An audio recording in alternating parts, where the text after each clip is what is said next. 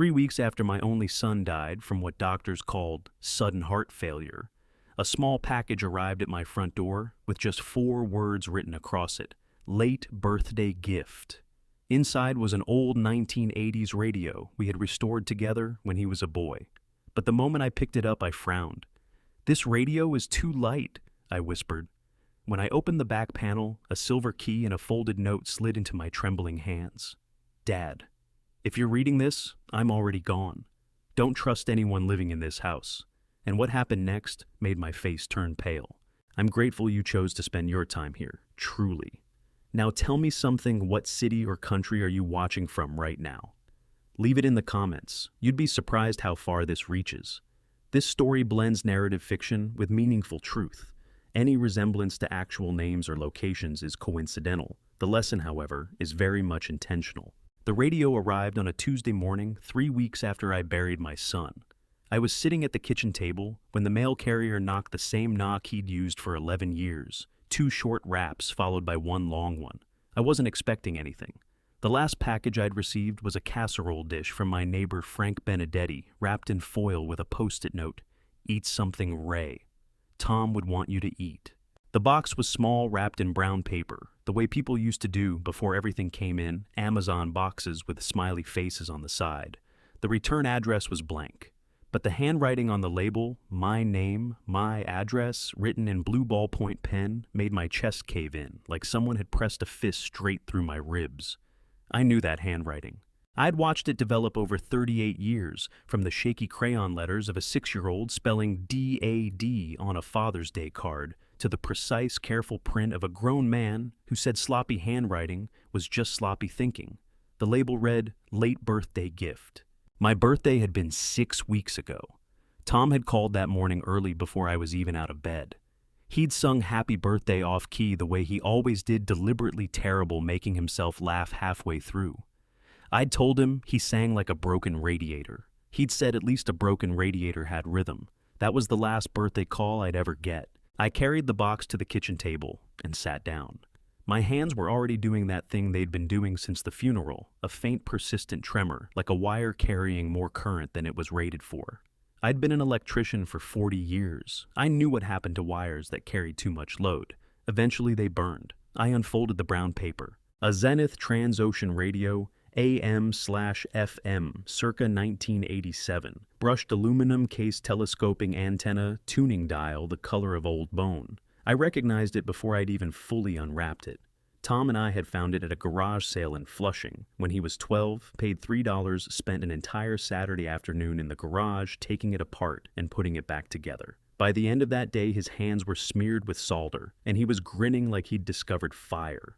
"It works, Dad," he'd said, holding it up as the Yankees game crackled through the speaker. "We fixed it." "We fixed it," I'd agreed. I turned the radio over now and felt it immediately. The wrongness, the absence of weight. A Transocean with its full complement of components should have weighed close to 4 pounds.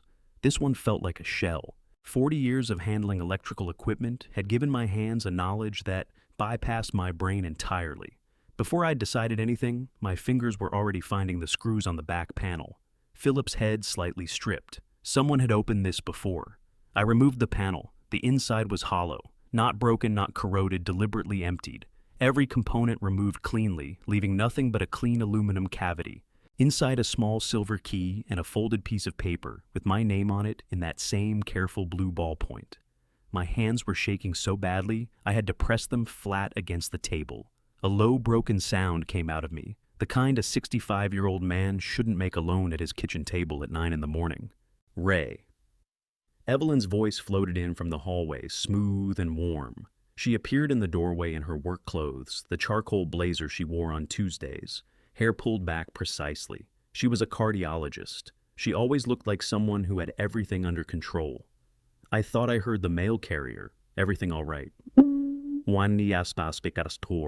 I looked at my wife, this woman I'd married 14 months ago, who'd held my hand at Tom's funeral and told me grief was a process, and said, "Just a package. Some old thing Tom must have ordered before he passed."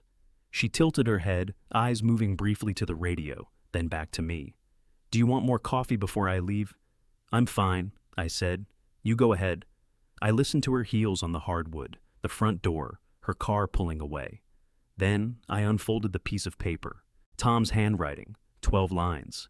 Dad, if you're reading this, I'm already gone. Don't trust anyone in this house. Not Evelyn, not Connor. Take the key to First Heritage Bank on Junction Boulevard. Ask for the safe deposit box registered to Thomas Kowalski. Go alone. Don't tell anyone where you're going. What's inside the box will explain everything. It will protect you. I love you, Dad. You taught me that a good electrician never assumes a circuit is dead until he's tested every single wire himself. Start testing. Tom had arranged it before he died, a delayed mail service paid in advance with instructions to deliver exactly 3 weeks after a death notice appeared in the Queen's public records. He'd thought of everything. Of course he had. I sat at that kitchen table for a long time. My son had known he was going to die. He had prepared for it. And 3 weeks after they put him in the ground, he had reached back across that distance and pressed a key into my hand. The tremor had stopped, I realized. Somewhere between reading the letter the first time and the second the shaking had ceased. What replaced it was something I hadn't felt in years, not since the first day I'd walked into Elmhurst General Hospital as a 24-year-old apprentice electrician with a toolbox and a chip on my shoulder, the feeling of a job that needed doing. I folded the letter back into quarters and placed it in my shirt pocket against my chest, where I could feel it through the fabric. Then I picked up the key and closed my fist around it. Start testing. All right, Tom. All right. I didn't sleep that night. I lay in the bed I now shared with Evelyn and stared at the ceiling while she breathed steadily beside me, her sleep as composed and controlled as everything else about her. The key was in my left hand, pressed into my palm so hard that by 2 a.m. I could feel the teeth of it imprinted in my skin. I didn't let go. Letting go felt like losing something I couldn't afford to lose. At 5:30, I got up dressed in the dark and went downstairs. I made coffee the way I'd made it for 40 years, black strong enough to strip paint in the same dented percolator I'd bought at a hardware store in 1987, the same year Tom and I found that radio. I stood at the kitchen window and watched the sky over Woodside go from black to purple to the flat, grudging gray that passed for dawn in November. The elm tree in the backyard had dropped every last one of its leaves. The branches scratched against the fence like fingers looking for a way out. First Heritage Bank on Junction Boulevard opened at 9 o'clock. I was in the parking lot at 8:47. I sat in my truck, a 2009 Ford F1 5.0 with 140,000 miles and a crack in the dashboard that I'd been meaning to fix for 3 years, and I watched the bank's glass doors the way I used to watch a circuit panel before throwing the main breaker. Looking for anything that seemed wrong, any sign that someone else was watching too. Nothing. Just a woman in a red coat unlocking the front door from the inside. Just the ordinary Tuesday morning machinery of a Queens neighborhood grinding into motion. I got out of the truck, put the key in my jacket pocket, and walked to the front door. The woman in the red coat was maybe 30 with reading glasses pushed up on her forehead and the brisk, no-nonsense manner of someone who'd worked a bank branch long enough to have seen everything twice. Her nameplate said, Diane. "Good morning," she said. "We just opened, so you've got the place to yourself. What can I help you with?" "Safe deposit box," I said. "I believe my son registered one in my name, Thomas Kowalski. I'm Raymond Kowalski." Something moved across Diane's face, not alarm exactly, but a heightened attention, the way a person looks when a name they've been told to watch for finally walks through the door. She straightened almost imperceptibly. "Can I see your ID, sir?" I handed over my driver's license. She studied it, typed something into her computer, studied the screen and typed something else. Then she looked up at me with an expression that was carefully professional, but couldn't quite hide the weight behind it. "Mr. Kowalski," she said, "your son added you as the sole authorized accessor for this box approximately 6 months ago. He left specific instructions that the box was only to be opened by you in person, with valid photo identification." She paused. "I was sorry to hear about his passing. He came in several times. He was always very—" She stopped, pressed her lips together, and reset herself. "If you'll follow me, please." She led me through a door behind the teller stations, down a short hallway that smelled of recycled air and carpet cleaner, and into the vault room. The vault itself was a heavy steel door set into the wall, and beyond it, rows of brushed steel boxes in 3 sizes lined the walls from floor to ceiling. She found the right number, 247.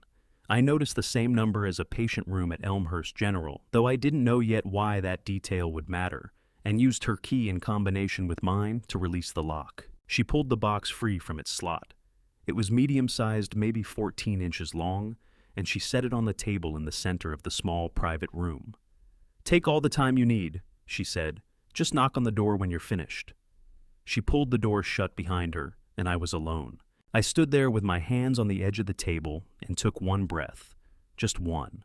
The kind of breath you take before you open a panel. You're not sure about the kind that might be live, might have been improperly grounded, might send 400 volts through your body if you touch the wrong wire. Then I opened the box. No cash, no jewelry, no documents tied with ribbons or gold certificates, or any of the things people imagine when they pictured a safe deposit box in a movie.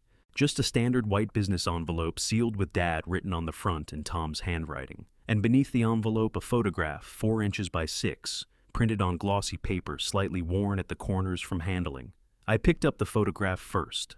It was the two of us. Tom maybe 14, 15 years old. Both of us in the garage on a Saturday afternoon. I was holding the Transocean radio with both hands, and Tom was beside me with a soldering iron pointed at the circuit board, his tongue stuck out the corner of his mouth, the way it always was when he was concentrating hard. We were both grinning at whoever had taken the picture. Maggie, I realized. Maggie had taken the picture. My throat closed so fast and so completely that I made an audible sound, a strangled, ugly noise that bounced off the vault room walls and came back to me like an accusation. I pressed the back of my hand against my mouth and held it there hard until the wave passed. My eyes burned so badly I had to blink several times before I could see clearly again. On the back of the photograph in Tom's handwriting, "The real evidence isn't here, Dad. This box just makes sure you've started walking the right path. Open the envelope, then go home and look at my room the way you'd look at a circuit diagram, find the starting point, and follow the current." I set the photograph down and opened the envelope with fingers that felt like they belonged to someone else. Inside was a single sheet of paper, folded once. A list typed and printed 7 entries in a plain font with no header, no title, no explanation, just names, dates, a hospital or facility name beside each one, and at the end of each line, the same notation, lot number RX-4471-B, natural cardiac event. I read the list from top to bottom. The first name meant nothing to me. The second name meant nothing to me. The third name was Margaret Ann Kowalski, Elmhurst General Hospital, September 14th, 2013. The room did not spin. The walls did not close in. I had expected somewhere in the back of my mind that this moment would feel like an explosion, like a transformer blowing a flash of light and heat, and the smell of burning insulation. Instead, it felt like the moment after the transformer blows, when everything goes dark and quiet, and you're standing in the sudden absence of power, trying to remember how to breathe. My Maggie. My Maggie's name on a list of 7 people, all of them dead. All of them attributed to natural cardiac events. All of them connected to the same lot number, RX-4471-B. Like they were inventory. Like they were line items in a ledger, instead of human beings who had people who loved them, and mornings they'd never see again. I read the other 4 names below hers. A man named Robert Delaney, 67, Elmhurst General, 3 months after Maggie. A woman named Eleanor Mills, 71, a nursing facility in Flushing, 6 months after that. 3 more names after her, stretching forward in time, like a trail of breadcrumbs, laid by someone who knew exactly where they led. My hands had stopped shaking. That frightened me more than the shaking had. I folded the list carefully, placed it in my inside jacket pocket next to Tom's letter, and put the photograph in my breast pocket where I could feel it against my chest. Then, I closed the empty box, knocked twice on the vault room door, and walked back out through the bank, the way I'd come in past Diane at the teller station, who looked up and then looked away quickly when she saw my face. I pushed through the glass door into the cold November air. 6 names I'd never heard before in my life. 1 name I'd spoken every day for 38 years. And a lot number that connected them all like a wire running through a circuit I was only just beginning to understand. I sat in my truck in the parking lot for a long time, both hands on the steering wheel, staring at the middle distance while the morning traffic on Junction Boulevard moved past me like a river that didn't know I existed. Then I started the engine. Go home and look at my room like a circuit diagram. All right, Tom, I'm coming. Tom's room smelled like him still. That was the thing nobody warned you about, the smell. 3 weeks after the funeral, and his room still smelled like the cedar soap he'd used since college, like the motor oil he'd get on his hands when he helped me with the truck, like the particular brand of coffee he ground fresh every morning because he said pre-ground coffee was an insult to the concept of coffee. I stood in the doorway for a long moment, with my hand on the frame, my throat working against something that wanted very badly to come out, and I told myself the same thing I'd been telling myself for 3 weeks. Not yet. You don't have time for that yet. I stepped inside and pulled the door shut behind me. The room was the second bedroom of my row house, 12 feet by 14, with a window overlooking the backyard elm and a closet whose door never quite closed all the way, because the house had settled unevenly sometime in the 1990s. Tom had lived here on and off over the years, always between apartments, always in transition, and he'd left it the way he left everything organized to a system that looked like chaos to anyone who didn't know him. Bookshelves along one wall double-stacked with paperbacks and technical manuals.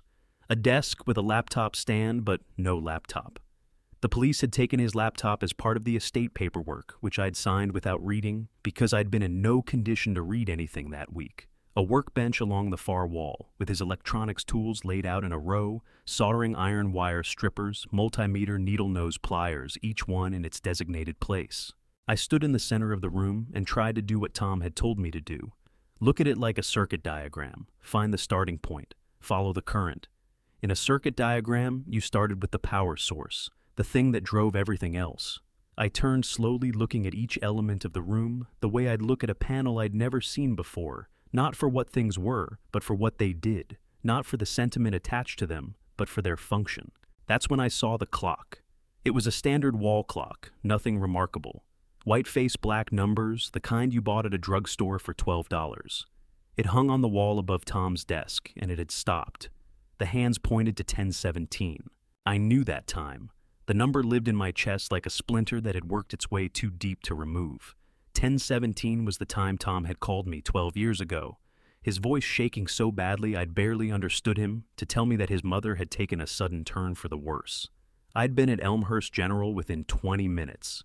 By 11 o'clock, the nurses were asking me to wait in the family room. The official record said Maggie's condition had deteriorated at 11:42. I'd always thought Tom was confused about the timing. Grief did that to you? Scrambled the clocks made minutes feel like hours, and hours feel like minutes. I'd never pushed it. I'd never asked him to go back over that day again. But Tom hadn't been confused. Tom had been keeping a record. My heart was slamming against my ribs so hard I could feel it in my back teeth. I pressed 2 fingers against my sternum and breathed through it, in through the nose, out through the mouth, the way the company doctor had taught me after my blood pressure started climbing at 58. I breathed until the slamming slowed to something manageable. Then I started looking properly. The bookshelf.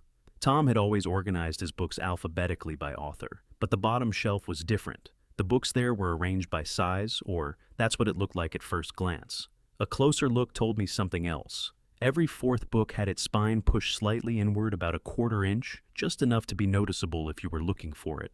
Not enough to notice if you weren't. I pulled each pushed-in book off the shelf and opened it to the page that had been dog-eared. Page numbers. That's all just page numbers circled lightly in pencil, easily mistaken for a reader's notes. I wrote them down on the back of a receipt I found in my jacket pocket, my handwriting cramped and urgent. The sequence was 7, 14, 322, 9, 18, 1. I stared at the numbers for a moment, and then it hit me, the way solutions always hit me, not as a thought, but as a physical sensation. A click somewhere behind my sternum. The workbench. We'd organized his tools together when he first moved back in 3 years ago. The drawers were numbered, not labeled, just numbered in small black marker on the face of each drawer. Tom had done it himself. Said it was more efficient than labels because you didn't have to read words, just find a number. Drawer 7, drawer 14, drawer 3. I crossed to the workbench and pulled open drawer 7. Inside wire connectors, electrical tape, a spare fuse assortment. Standard stuff. But taped to the inside bottom of the drawer was a small yellow post-it note. One word, Garage. My chest tightened. Of course. The house had been Evelyn's territory since she moved in. She'd reorganized the kitchen, rearranged the living room furniture, had Connor repaint the hallway, a color she called greige, that looked exactly like the old color, but apparently wasn't. But the garage had always been mine. She'd set foot in it maybe twice in 14 months of marriage, and both times she'd wrinkled her nose at the smell of motor oil and found a reason to leave quickly. Tom had known that. Tom had counted on it. I went down to the garage. I should say here what Connor had done to it 2 weeks ago, because I'd said nothing at the time and let him think I hadn't noticed. He'd told me he was looking for a socket set he thought he'd left out here, and I'd nodded and let him go. But afterward I could see that things had been moved, not drastically, not enough to be obvious, but I'd spent 40 years in spaces like this, and I knew exactly where every tool and every box lived. Someone had lifted the lids on 3 of the storage bins. Someone had pulled the drop cloth off the old workbench and put it back slightly crooked. They'd walked right past the Transocean radio sitting on the shelf above the electrical panels. I'd bought it back from Tom's apartment after he died, or so Evelyn thought. In reality, I'd found it there already waiting when I'd gone to collect his personal effects. They'd walked past it because it looked like what it was supposed to look like, a beat-up old radio that a sentimental old man kept around, because it reminded him of better times. That was exactly what Tom had intended. I went to the red rolling toolbox in the corner, 4 drawers chest height, the one I'd owned since 1994. Following the sequence from the books drawer, 3 was the 3rd drawer from the top. Inside a tray of screwdrivers in descending order of size. Phillips flathead Torx, and at the far right end of the row, one that didn't belong, a yellow-handled flathead, slightly larger than the others that I'd never owned in my life. I picked it up. It was too light. Of course it was too light. I'd spent the last 24 hours learning what it meant when something was lighter than it should be. I gripped the handle with both hands and applied pressure in opposite directions, the way you'd open a hidden compartment if you were a 38-year-old man who'd grown up watching his father take apart every piece of equipment he'd ever owned. The handle twisted counterclockwise and came away cleanly from the shaft. Inside the hollow handle was a USB drive, black standard size with a small strip of white tape on it, bearing 2 words in Tom's handwriting, "Start here." My knees went so weak so fast that I had to grab the edge of the workbench with my free hand to keep from going down. I stood there bent over the bench, the USB drive pressed against my palm, breathing in the smell of motor oil and cold concrete and cedar soap that somehow inexplicably had followed me down here from Tom's room. "Nee, Evelyn's voice came from the door that connected the garage to the kitchen, the door I hadn't heard open. "There you are. I came home early. The hospital rescheduled my afternoon rounds." I straightened up and turned around, dropping the USB into my jacket pocket in the same motion, casual as pocketing a quarter. My hand was steady. I made sure my face was the face of a man who'd been tidying his garage, nothing more. Evelyn stood in the doorway in her coat, her bag still on her shoulder. Her eyes moved around the garage with that familiar mild distaste, landing briefly on the old Transocean radio on the shelf before coming back to me. "Just going through some of Tom's old tools," I said. "Figured it was time." Her expression shifted into something warm and sorrowful, the way it always did when Tom's name came up. She crossed the garage and put her hand on my arm and said, "You don't have to do this alone, you know. I'm here." I looked at her hand on my arm. I looked at the woman who'd held me at my son's funeral and told me grief was a process. "I know you are," I said, and I smiled at her the way I'd smiled at 100 difficult clients over 40 years. The smile that meant everything is fine, even when the panel behind you was throwing sparks. "I know you are Evelyn." Dinner that night was pot roast. Evelyn made it from scratch, browned the meat first the way she always did with rosemary and thyme from the little herb garden she'd installed on the kitchen windowsill when she moved in, filled the house with a smell so warm and ordinary that it felt like a cruelty. Connor sat across from me at the table, cutting his meat with the precise economical movements of a man who'd learned to eat quickly between meetings. He was 34 years old, broad-shouldered and well-dressed even at home, with the kind of easy confidence that came from never having doubted himself a day in his life. "Ray Ambi," he said, without looking up from his plate, "I talked to a guy at work today, financial planner, real sharp. He was saying there are some interesting options for people in your situation. Transitioning into the next chapter, making sure everything's in order." "Is that right?" I said. "It's smart to think ahead." He looked up then, and his eyes were the flat, evaluating eyes of someone taking inventory. Evelyn mentioned you've been spending a lot of time in the garage. Just organizing, I said. I cut a piece of pot roast and put it in my mouth and chewed it and tasted nothing. Keeping busy. Evelyn reached across the table and put her hand over mine. Her fingers were warm, her grip gentle, and I had to work harder than I'd worked at anything in 40 years to keep my hand still under hers instead of pulling away. "There's no rush," she said softly. "Tom's things will be there when you're ready." "I know," I said. "Thank you, Evelyn." Connor watched this exchange with a small, satisfied smile, the smile of a man watching pieces move where he wanted them. I waited until 9:15 when Evelyn went to bed, and Connor disappeared into his office. Then I went to the garage. Tom's old laptop was in the bottom drawer of the rolling toolbox, a ThinkPad 4 years old, with a crack across the corner of the screen he'd always meant to fix. I plugged it in and waited. It asked for a password. I pressed my palms against my eyes until I saw sparks. Of course it did. I thought about the photograph from the safety deposit box, Tom, with the soldering iron tongue stuck out the corner of his mouth, grinning. What had he said when the radio came back to life that afternoon? "How'd you know it was the capacitor, Dad? You didn't even open the manual. You don't need the manual when you built the thing yourself." I typed, "You don't need the manual."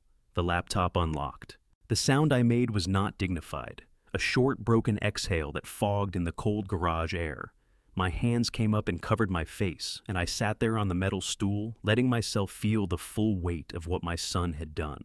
How carefully he had built this. How well he had known me. How much he must have loved me to construct something this precisely calibrated to the specific shape of my mind. 30 seconds. Then I looked at the screen. One folder labeled "Start Here." I opened it. 63 pages, MK Medical Records, original. Margaret Kowalski. Page 7, the medication log. Tom had highlighted everything in yellow-typed annotations in the margins. The official records listed standard cardiac medications. Tom's version showed something else, a pharmacy requisition from the same night. Same medications, completely different lot numbers. Lot RX 4471. B requested for Mom's ward that night.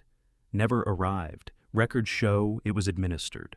Where did it go? Next page, an inventory screenshot, lot RX 4471B, checked out September 13th. Destination cardiac ward 4B. And beside it, a receiving log from a different system, same date. Lot RX 4471B received September 13th. Checked in by E. Marsh, MD. E. Marsh, Evelyn Marsh. The cold garage disappeared.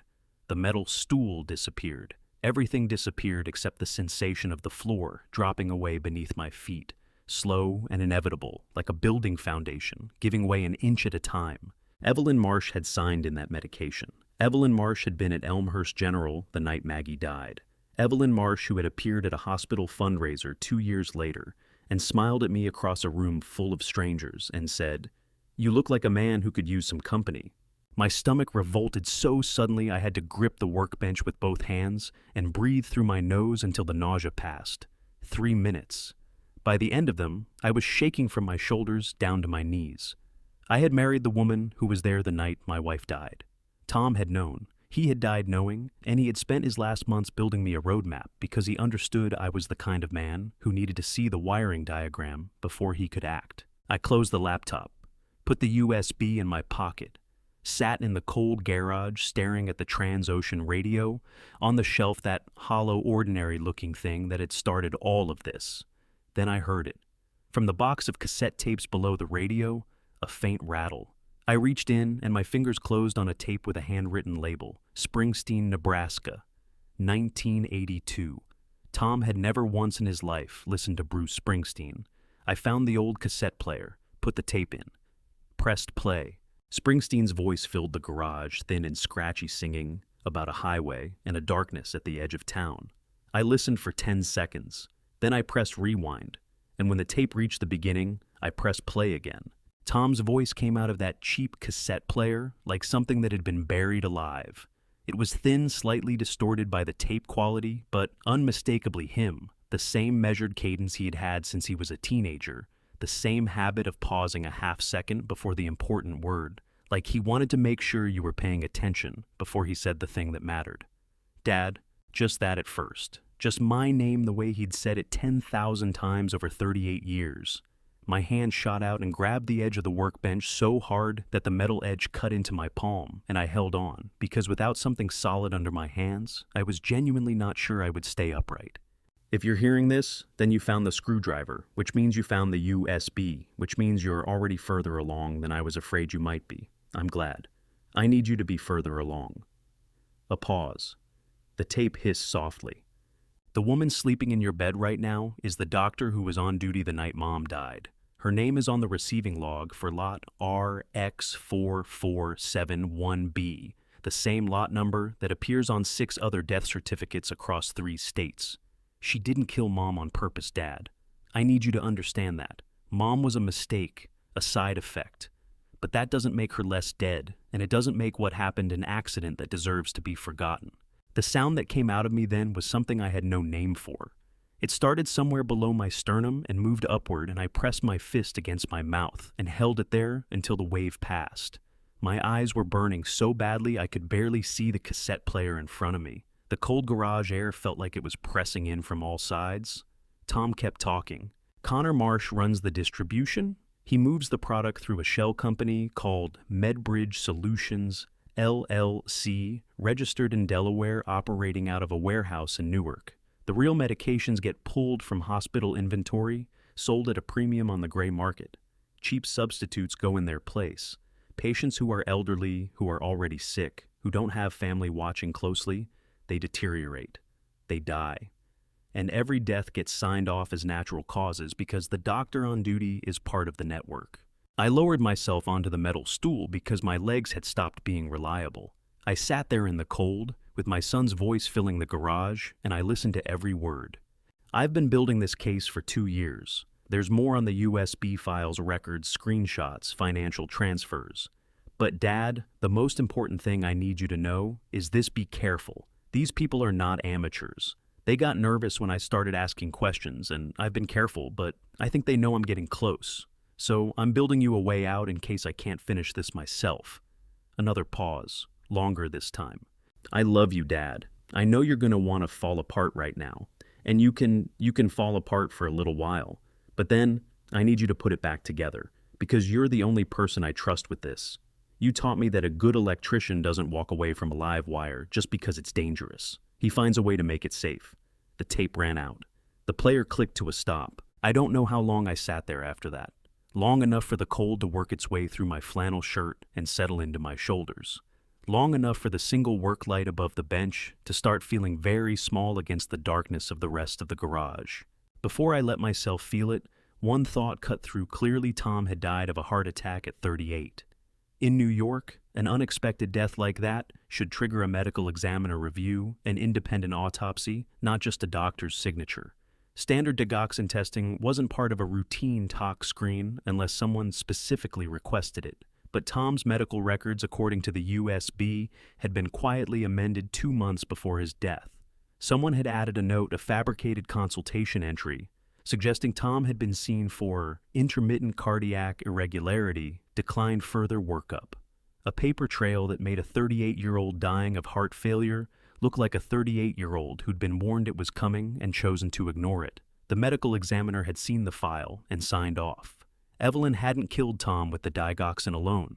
She'd killed him with paperwork first. I cried. I'm not ashamed to say it. I put my elbows on the workbench, and I pressed my face into my hands, and I cried for my son, who had known he was going to die and had spent his last months building his father a roadmap instead of saving himself. My shoulders shook. My chest burned. The tears were hot against my palms in the cold air. I gave myself 5 minutes. Then I wiped my face on my sleeve, stood up, and turned off the work light. I came in through the kitchen door and found the house dark and quiet, Evelyn and Connor both apparently asleep. I stood in the kitchen for a moment, looking at the pot roast pan still soaking in the sink, at the herbs on the windowsill, at the ordinary furniture of a life that had been constructed around me like a stage set while I wasn't paying attention. The knock at the front door came at 7. The next morning, 3 short raps, the signature knock of a man who'd lived next door for 11 years. Frank Benedetti was 70 years old, barrel-chested with white hair, and the permanent tan of a man who'd spent 40 years in construction before retiring to argue about the Yankees on his front porch. He was holding 2 paper cups from the coffee cart on the corner, and when I opened the door, he looked at my face, and his own face did something complicated. "Ray," he said, "you look like you haven't slept in a week." "2 days," I said. "Close enough." He handed me one of the cups and stepped inside without being invited the way he'd been doing for 11 years. We sat at the kitchen table, and I wrapped both hands around the coffee and let the warmth move up through my palms. "Something's wrong," Frank said. It wasn't a question. Frank Benedetti had spent 40 years reading job sites, knowing when a structure was sound and when it was about to come down. He applied the same skill to people. "Yes," I said. "Bad wrong or bad wrong." I looked at him across the table. This man who'd helped me carry Maggie's casket, who'd sat on my porch the night after Tom's funeral, and not said a single word for 2 hours because he understood that some silences needed company rather than filling. "The kind you can't fix by ignoring it," I said. Frank nodded slowly. He drank his coffee. Outside, a garbage truck was working its way down the block, the mechanical groan of it familiar and ordinary against the cold morning air. "Then you tell me when you're ready," he said, "and I'll be here." I wasn't ready yet, but knowing he was there made the kitchen feel less like enemy territory. I had worked in hospitals for 30 years. I knew how the supply chain moved, knew it the way I knew the electrical grid, every junction and relay and switching point, every place where a load could be rerouted without anyone upstairs noticing. A hospital was not one system. It was 50 systems running parallel, each one dependent on the others, each one with its own set of people who signed things and moved things and logged things and mostly never talked to the people in the adjacent system. That was the vulnerability. That was always the vulnerability. You didn't need to corrupt the whole machine. You only needed to corrupt the handoff points. Tom had understood this too. I read the hidden folder on his USB drive over the course of 3 nights sitting in the garage after Evelyn and Connor went to sleep, the work light on a cup of coffee going cold beside me. The folder contained 47 files. Financial record shipping manifests, internal hospital emails, obtained through means I didn't ask about, and a 14-page document Tom had written, himself a clear, methodical breakdown of how MedBridge Solutions operated. The mechanism was straightforward in the way that the worst things often are. Connor's company, MedBridge Solutions, LLC, held legitimate distribution contracts with 17 hospitals, nursing facilities, and outpatient clinics across New York, New Jersey, and Connecticut. On paper, they were a mid-tier pharmaceutical distributor, nothing remarkable, the kind of company that existed in the margins of the healthcare supply chain and never attracted attention because attention was expensive and margins were thin. Every invoice was real, every delivery was logged, every signature was obtained. The substitution happened at the warehouse level in Newark before the product ever reached the facilities. Authentic medications pulled from legitimate manufacturer stock were separated out and sold through gray market channels to buyers who paid premium prices for brand-name drugs with no questions asked. Into the outgoing shipments went the replacements off-brand compounds sourced from unregulated suppliers overseas, repackaged to match the originals lot, numbers reassigned to pass cursory inspection. The facilities that received the substituted product were selected carefully. Nursing homes with high patient turnover, cardiac wards with elderly populations, places where a patient's decline could be attributed to the natural progression of existing conditions, where family members were often distant or overwhelmed, where the attending physician, sometimes Evelyn herself, sometimes a colleague who asked no questions, could sign a death certificate without raising flags. Tom had identified 31 probable victims across 3 states. Maggie was number 8 on his list. I read that line and had to set the laptop down and walk to the far end of the garage and stand with my back against the cold wall and breathe until the rage passed. Not the grief I had made a kind of peace with the grief, or at least an armistice. But the rage was something different. The rage was clean and hot, and it wanted to move, and I had nowhere to put it yet. So I stood against the wall and breathed and waited for it to settle back down into something I could use. It took 4 minutes. Then I went back to the laptop. The financial records were the clearest part. MedBridge had processed $11 million in legitimate contracts over 3 years. The gray market sales documented in a parallel set of books Tom had somehow obtained added another $4 million funneled through 3 layers of shell companies before landing in accounts that Connor controlled. Evelyn received a monthly transfer, always the same amount, always described in the records as a consulting fee. A consulting fee. I thought about her herb garden on the kitchen windowsill, her early morning rounds, the way she'd held my hand at Tom's funeral and said grief was a process. $400 a month for every person who died because of what she'd helped build. I closed the laptop at 2 in the morning and sat in the dark garage for a while, not thinking about anything in particular, just letting the information settle into me the way concrete settles slowly, finding its level, hardening into something permanent. The next evening I went to Frank's house after dinner, while Evelyn was on a call with the hospital, and Connor had gone out in his BMW. Frank was in his kitchen doing the crossword at the table, reading glasses on pencil, in hand, a game on the television in the next room with the sound turned low. He looked up when I came in and took off his glasses. "You ready to talk?" he said. "Some of it," I said. I told him enough. Not everything, not the USB, not Tom's recordings, not the specific names and numbers, but enough that Frank's face went from attentive to very still, the way a man's face goes when he is hearing something that requires him to recalibrate everything he thought he knew about a situation. When I finished, Frank put his pencil down on the table with the careful deliberateness of someone who needed something to do with his hands. "Ray," he said, his voice low and even. "The woman in your house right now." "Yes," I said. "And her son." "Yes." Frank pressed both palms flat on the table and stared at them for a moment. Then he looked up at me with the eyes of a man who'd spent 40 years in construction, who knew the difference between a building that could be repaired and one that needed to come down. "What do you need from me?" he said. "Not yet," I said. "I'm not ready to move yet. I need more, but I needed someone to know, in case something happens." Frank nodded once, the kind of nod that meant the conversation was now a contract.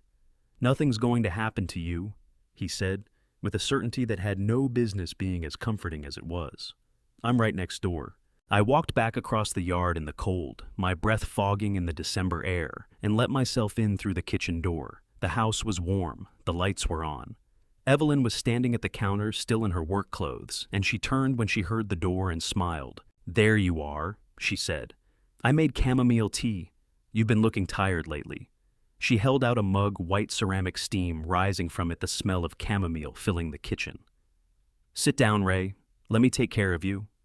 I looked at the mug in her outstretched hand. I thought about Lot RX 4471B. I thought about 31 names on a list and Maggie at number 8, and the consulting fee that showed up in Evelyn's account every single month, like clockwork. I pulled out a chair and sat down at the kitchen table. "Thank you, Evelyn," I said. "That's very kind." And I wrapped both hands around the mug and held it and let it warm my palms and did not drink a single drop. I had prepared for it. The small glass vial was in my jacket pocket before I ever sat down at that table. A specimen collection tube, clean and sealed, taken from the first aid kit in the garage 2 days earlier. Tom's notes had been explicit, written in the margin of the financial records, in letters slightly larger than his usual print. "If she offers you anything to drink or eat, save a sample. Address for private lab on USB. They don't ask questions, they just run the test." So, when Evelyn set that mug of chamomile tea in front of me and smiled her warm, careful smile, I wrapped both hands around it, let the steam rise against my face, and pretended to drink while tilting the mug just enough to transfer a measure of liquid into the vial I'd palmed from my pocket. Evelyn wasn't watching my hands. She was watching my face, looking for the compliance, the gratitude, the slow softening of a man who believed he was being taken care of. She saw what she expected to see. The private laboratory was on Van Dam Street in Long Island City, 12 minutes from my house. Tom had visited it twice according to timestamps on his USB files. Once to establish an account. Once to drop off a water sample he'd collected from his own glass at dinner 6 months ago, 3 weeks before he died. His results had come back positive too. I sat in the truck outside the lab for 5 minutes after I read that entry, both hands on the steering wheel, staring through the windshield at a brick wall with a faded Coca-Cola advertisement that had been there since the 1960s. The timestamp on Tom's lab file showed he'd submitted his sample 8 weeks before he died, not months, 8 weeks. He hadn't known for long. He'd gotten his results, understood what they meant, and made a calculation: if he ran, if he disappeared, or went to the police with half a case, they would scatter. Evelyn would destroy whatever was left. The evidence trail he'd spent 2 years building would go cold, and the network would rebuild somewhere else under different names. He needed 2 more things: the lawyer's envelope delivered and the radio in my hands. 8 weeks was enough time to finish both. He had finished both. He just hadn't finished in time to save himself. It had killed him. I got out of the truck and went inside. The lab was small and unremarkable: 4 chairs, a frosted glass window. A hand-lettered sign: results in 24 to 48 hours. Cash or card. No insurance billed. The technician behind the window had reading glasses on a chain, and the professional neutrality of someone who had learned not to wonder about the things people brought through that window. Broad-spectrum tox panel, he said. Yes, I said, and specifically anything that would affect cardiac rhythm. He labeled the vial and slid a form across the counter. 48 hours. The call came 41 hours later while I was in the garage. The sample tested positive for digoxin at a concentration of approximately 0.9 nanograms per milliliter. A pause. Given that you told our intake form you take no cardiac medications, a concentration at that level indicates repeated exposure over a period of days to weeks. Accumulated digoxin at that level in someone without a cardiac condition can cause arrhythmia, I said. Irregular heartbeat, eventual cardiac arrest. Yes, he said. That's correct. I thanked him and ended the call. Digoxin was a cardiac glycoside, one of the oldest heart medications in existence, derived from the foxglove plant, used for 200 years to treat heart failure. In the right dose, it kept people alive. In the wrong dose, accumulated slowly in someone who didn't need it, it caused the heart to stutter and seize in ways that looked on any standard autopsy, not specifically testing for it, exactly like natural cardiac failure.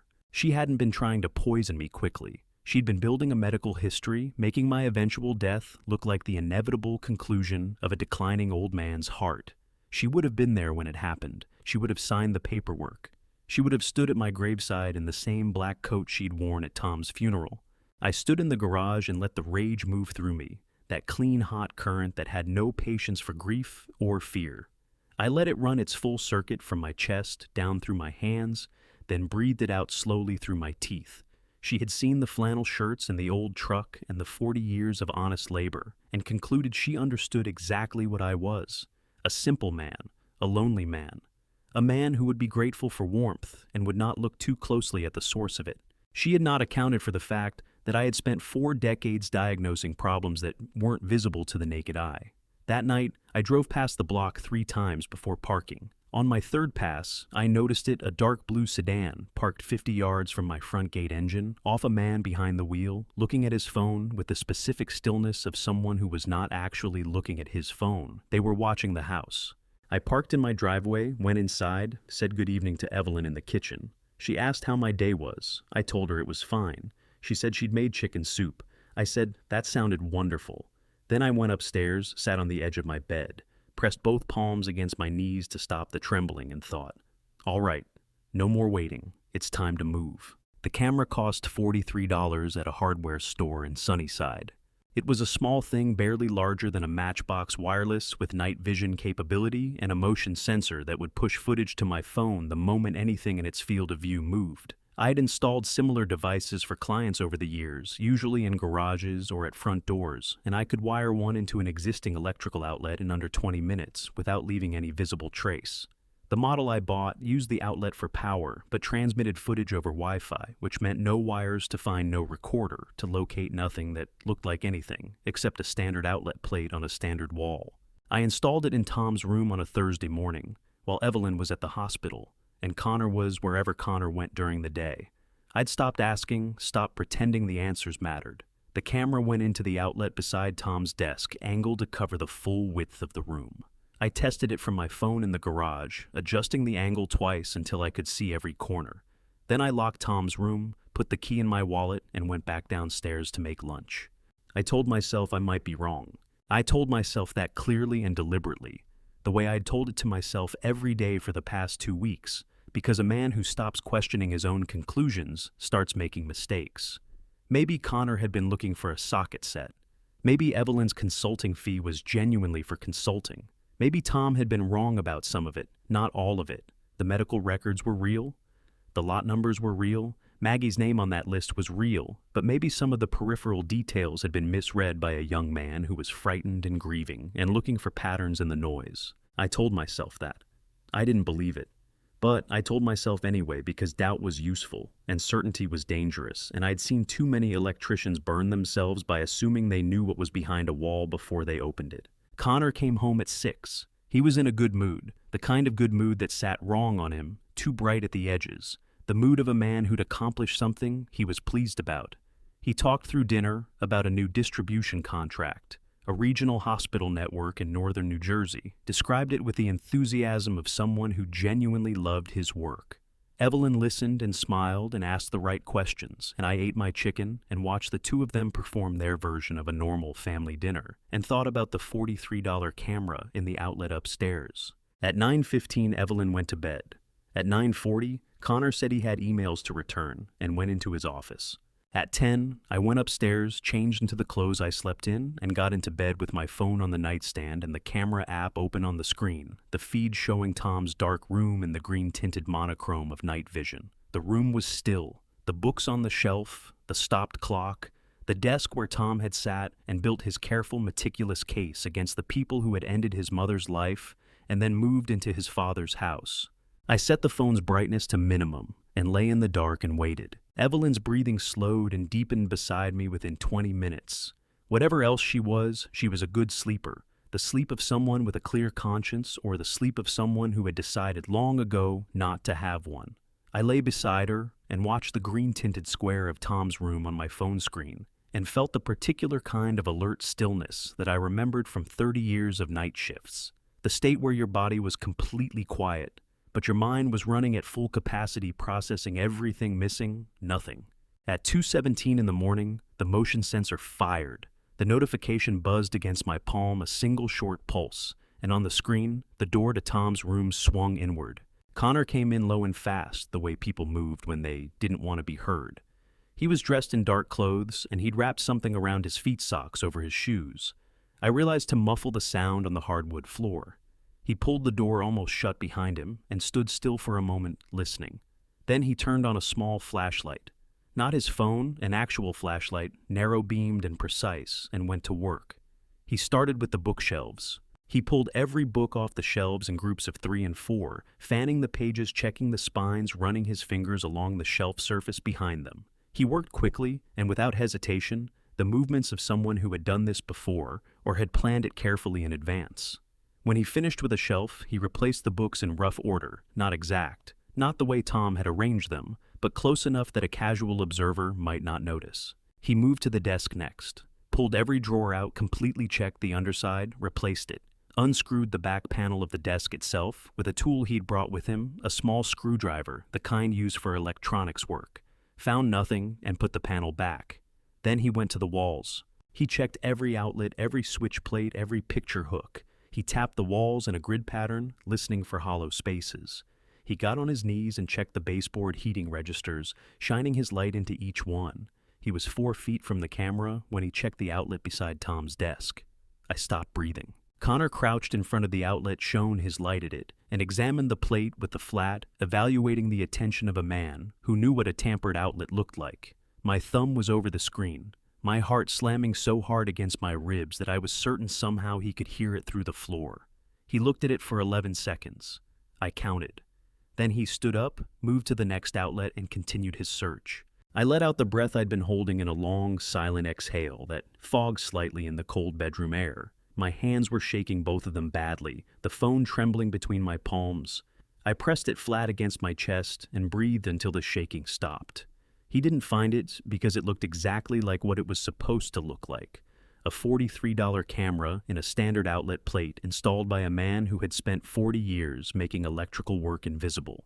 Connor spent another 20 minutes in the room. He checked the mattress, the box, spring, the inside of the closet, the underside of every drawer. He was thorough and methodical, and completely wrong about where to look, because he was searching for something hidden by someone He'd underestimated a young man who had learned how to hide things from a father who'd spent a lifetime making things disappear into walls.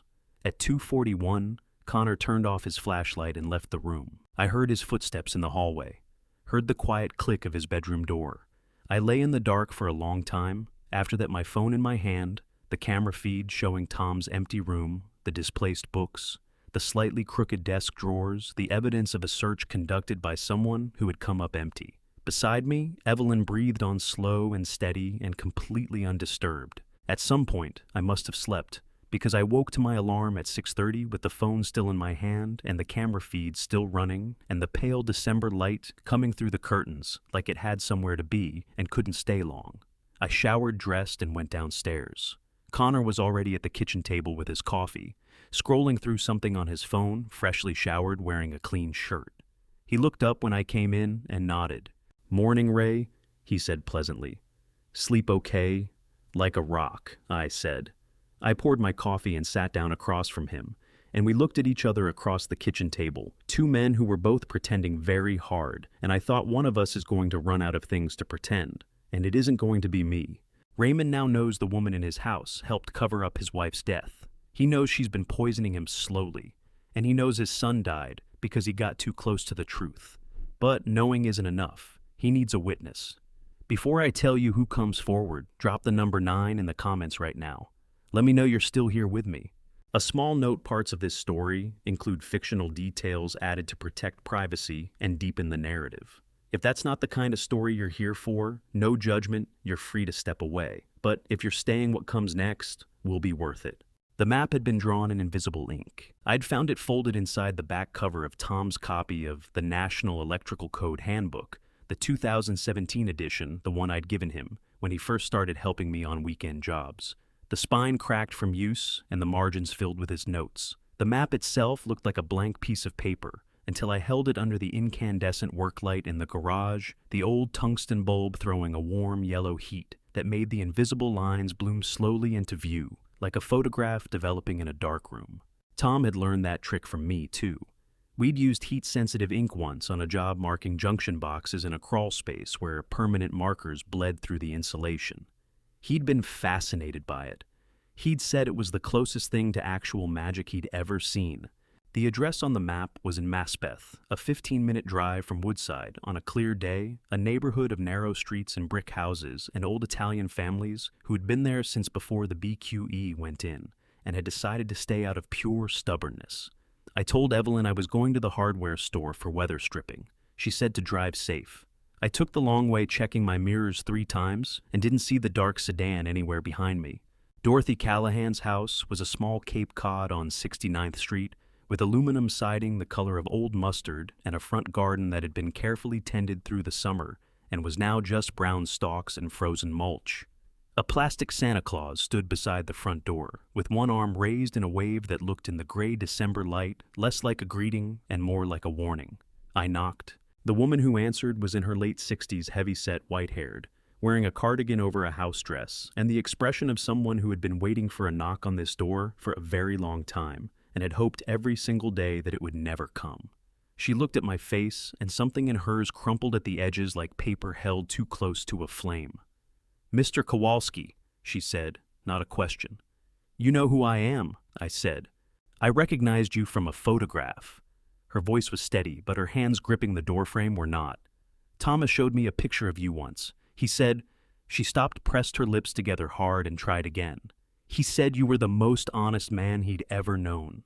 The words hit me somewhere below the sternum, sharp and sudden, and I had to take a breath before I could speak. "Can I come in, Mrs. Callahan?" She stepped back from the door. Her living room was warm and cluttered with the particular warmth of a person who lived alone, and had filled their space with evidence of a life fully lived, framed photographs on every surface, a bookshelf sagging with paperbacks, a cat asleep on the radiator cover, who opened one eye at my arrival and decided I wasn't worth the effort of moving. Dorothy Callahan had been a nurse for 31 years. She'd retired 4 years ago, she told me, as she put the kettle on, and had spent the time since trying very hard not to think about certain things. She had not succeeded. "I need you to tell me about the night my wife died," I said, when we were sitting across from each other at her kitchen table with mugs of tea. Neither of us was drinking. September 13th going into the 14th. You were on shift. Dorothy wrapped both hands around her mug. Her knuckles went white. I've been over that night 10,000 times, she said. Every single day since. I see it when I'm trying to fall asleep. I see it when I'm in the grocery store. I see her face.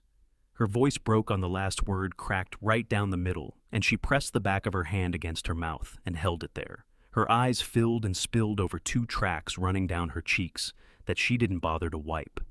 I'm so sorry, Mr. Kowalski. I have been so sorry for 12 years. Tell me what you saw, I said. My own voice was barely above a whisper. Dorothy set her mug down with both hands because one hand alone wasn't steady enough. I was doing my 2 o'clock rounds, she said. Your wife was in 4B cardiac monitoring stable. The evening shift had noted some irregularity, but nothing alarming. I came around the corner of the hallway, and I saw Dr. Marsh at the IV stand outside your wife's room. She stopped, swallowed. She was changing the drip bag. Was that unusual? At 2 in the morning, without a nurse present, without logging it? Dorothy's jaw tightened. Yes, it was unusual. But she was the attending on the ward. I told myself it was a dosage adjustment. I told myself there was a reason I hadn't been informed. I told myself... Her voice broke again, and this time she let it break her shoulders, shaking with the force of something that had been held in too long and had finally found a door. I told myself a lot of things, Mr. Kowalski, because the alternative was something I didn't want to... You were afraid? I said. I was a coward, she said fiercely through her tears. There's a difference. I reached across the table and put my hand over hers. My own eyes were burning badly enough that I had to look at the cat on the radiator cover to give myself something neutral to focus on. 3 weeks after your wife died, Dorothy said, pulling herself back under control with visible effort, a man came to my door. No. ID, no badge, no name. He sat in my living room, right where you're sitting now, and he talked about a lot of things. The weather, the neighborhood, how much he admired nurses, how difficult the profession was. And then, before he left, he said very quietly that it was a shame when good people suffered consequences for other people's mistakes, and that the wisest nurses he'd ever known understood when something was above their pay grade. She looked at me steadily. He never threatened me directly. He never said a single word that I could have repeated to anyone as a threat. But I understood what he meant. And you stayed quiet. For 12 years, I stayed quiet. She straightened in her chair, and something in her face shifted. The collapse pulled back, replaced by something harder and more deliberate. Until I read Sandra Okafor's article in the Queen's Gazette 6 weeks ago, about the deaths at the nursing homes, about the medication irregularities. I called her 2 weeks after that. I told her I might have something relevant. She paused. She's coming here today, actually, in about 20 minutes. I stared at her. You called her, I said. You reached out to her. I've been carrying this for 12 years, Dorothy said, and her voice was very quiet now, very level, the voice of someone who had made a decision and was done being afraid of it. Your son came to see me 8 months ago. He was kind and patient, and he sat exactly where you're sitting now, and he asked me the same questions you're asking, and I told him almost nothing, because I was still... She stopped. He's gone now, and you're here, and I think it's time. She stood and went to the kitchen drawer and came back with a folded piece of paper, a printed email I saw when she set it on the table, a response from Sandra Okafor confirming their appointment for today. I was still looking at it when the knock came at the front door, 3 sharp raps. Dorothy looked at me. Her chin was trembling, but her eyes were steady. That'll be her, she said. I stood when Dorothy opened the door. The woman on the porch was 40 years old, maybe with close-cropped natural hair, and the kind of watchful assessing eyes that came from years of looking at things other people preferred not to examine. She was wearing a dark coat and carrying a shoulder bag, and when her gaze moved from Dorothy to me, it sharpened immediately. You're not who I was expecting, she said. No, I said, but I think we might be looking at the same thing from different directions. Sandra Okafor stepped inside and looked at the two of us, a retired nurse with red eyes and a 65-year-old electrician with a photograph of his dead wife in his jacket pocket, and something in her expression shifted from wariness to recognition. All right, she said, setting her bag on Dorothy's kitchen table and reaching inside for a folder thick with printed pages. Then let's figure out what we each have. Sandra Okafor worked the way I worked, methodically, without wasted motion, laying things out in the order she needed them before she started talking. She pulled 3 folders from her shoulder bag and set them on Dorothy's kitchen table in a row. She looked at me across the cluttered surface and said, "Before we start, I need to know how you got here. Not the address, how you got to this point. What you have and how you found it." So I told her. Enough. The safe deposit box, the medical records, the lot number, the lab, results the pattern Tom had documented across 3 states. Sandra listened without interrupting her pen, moving in small, quick strokes across a legal pad. When I finished, she looked up. "Lot RX4471B, she said. "Yes." She opened the second folder and turned it to face me. A spreadsheet, 11 rows, 11 names, 11 facilities, 11 dates spanning 18 months. In the column labeled medication, lot, the same string repeated 11 times, RX-4471-B. I pulled my own list from my jacket pocket and laid it beside hers. We both leaned forward over the table. 4 names appeared on both lists. 7 on Sandra's were new to me. 3 on mine were new to her. Tom had 7. Sandra had 11. Combined, allowing for the overlap, 16 people across 4 states, all dead, all attributed to natural cardiac events, all connected to a single lot of medication received and logged by a company called MedBridge Solutions, LLC. 16, Sandra said. She pressed the heel of her hand against her forehead and held it there, eyes closed. When she opened them, they were bright with equal parts professional focus and barely contained fury. "I had 11, and I thought that was bad enough." "My son had 7, I said. "He died before he found the rest." She looked at me steadily. "I know. His death is in my notes." A pause. "I'm sorry, Mr. Kowalski." "Tell me what you have on the distribution end," I said. "MedBridge Solutions, LLC, registered in Delaware, operating out of Newark. Connor Marsh is listed as sole officer and director." She tapped the page. "The product comes in through a freight consolidator, gets repackaged at the warehouse, goes out through legitimate contracts. The whole thing looks clean, unless you know what lot number to follow." She paused. "But someone at Elmhurst General knew. A complaint was filed 8 months ago by a staff pharmacist. Received, logged, and then nothing happened." "Marcus Webb," I said. Sandra's pen stopped. She looked up sharply. "You know him?" "Not yet," I said. "But I will." Dorothy refilled our tea without being asked, moving around her kitchen, with the quiet purposefulness of a woman who had decided to be useful after 12 years of being paralyzed. "The people who built this," I said to Sandra, "how careful are they?" She set her pen down and looked at me with the expression of someone deciding how much difficult truth to deliver at once. "Careful enough that a pharmacist in the Bronx who tried to report this 2 years ago lost his license within 3 months, she said. "Anonymous regulatory complaint. He relocated out of state before the review concluded. Nobody knows where he is." She picked up her pen again. "Careful enough that when I started making calls about MedBridge 6 weeks ago, a lawyer I'd never heard of called to inform me his client was prepared to pursue defamation action if I published anything without ironclad documentation." "I have documentation," I said. "More than you have. More than enough." Sandra leaned forward, voice dropping. "I'm a journalist. My job is to publish. But if we publish before there's a law enforcement action, they'll lawyer up the move product, close the warehouse, and disappear. 16 people become a civil case that runs 10 years and ends in a settlement with no admission of wrongdoing." She held my gaze. "We need the federal angle, someone who can move faster than their lawyers." "I might have that," I said. She studied me for a long moment. Outside, a city bus rumbled past and shook the kitchen window in its frame. "How close are you?" she said. "Close enough that they searched my son's room at 2 in the morning, 3 nights ago," I said, "and didn't find what they were looking for."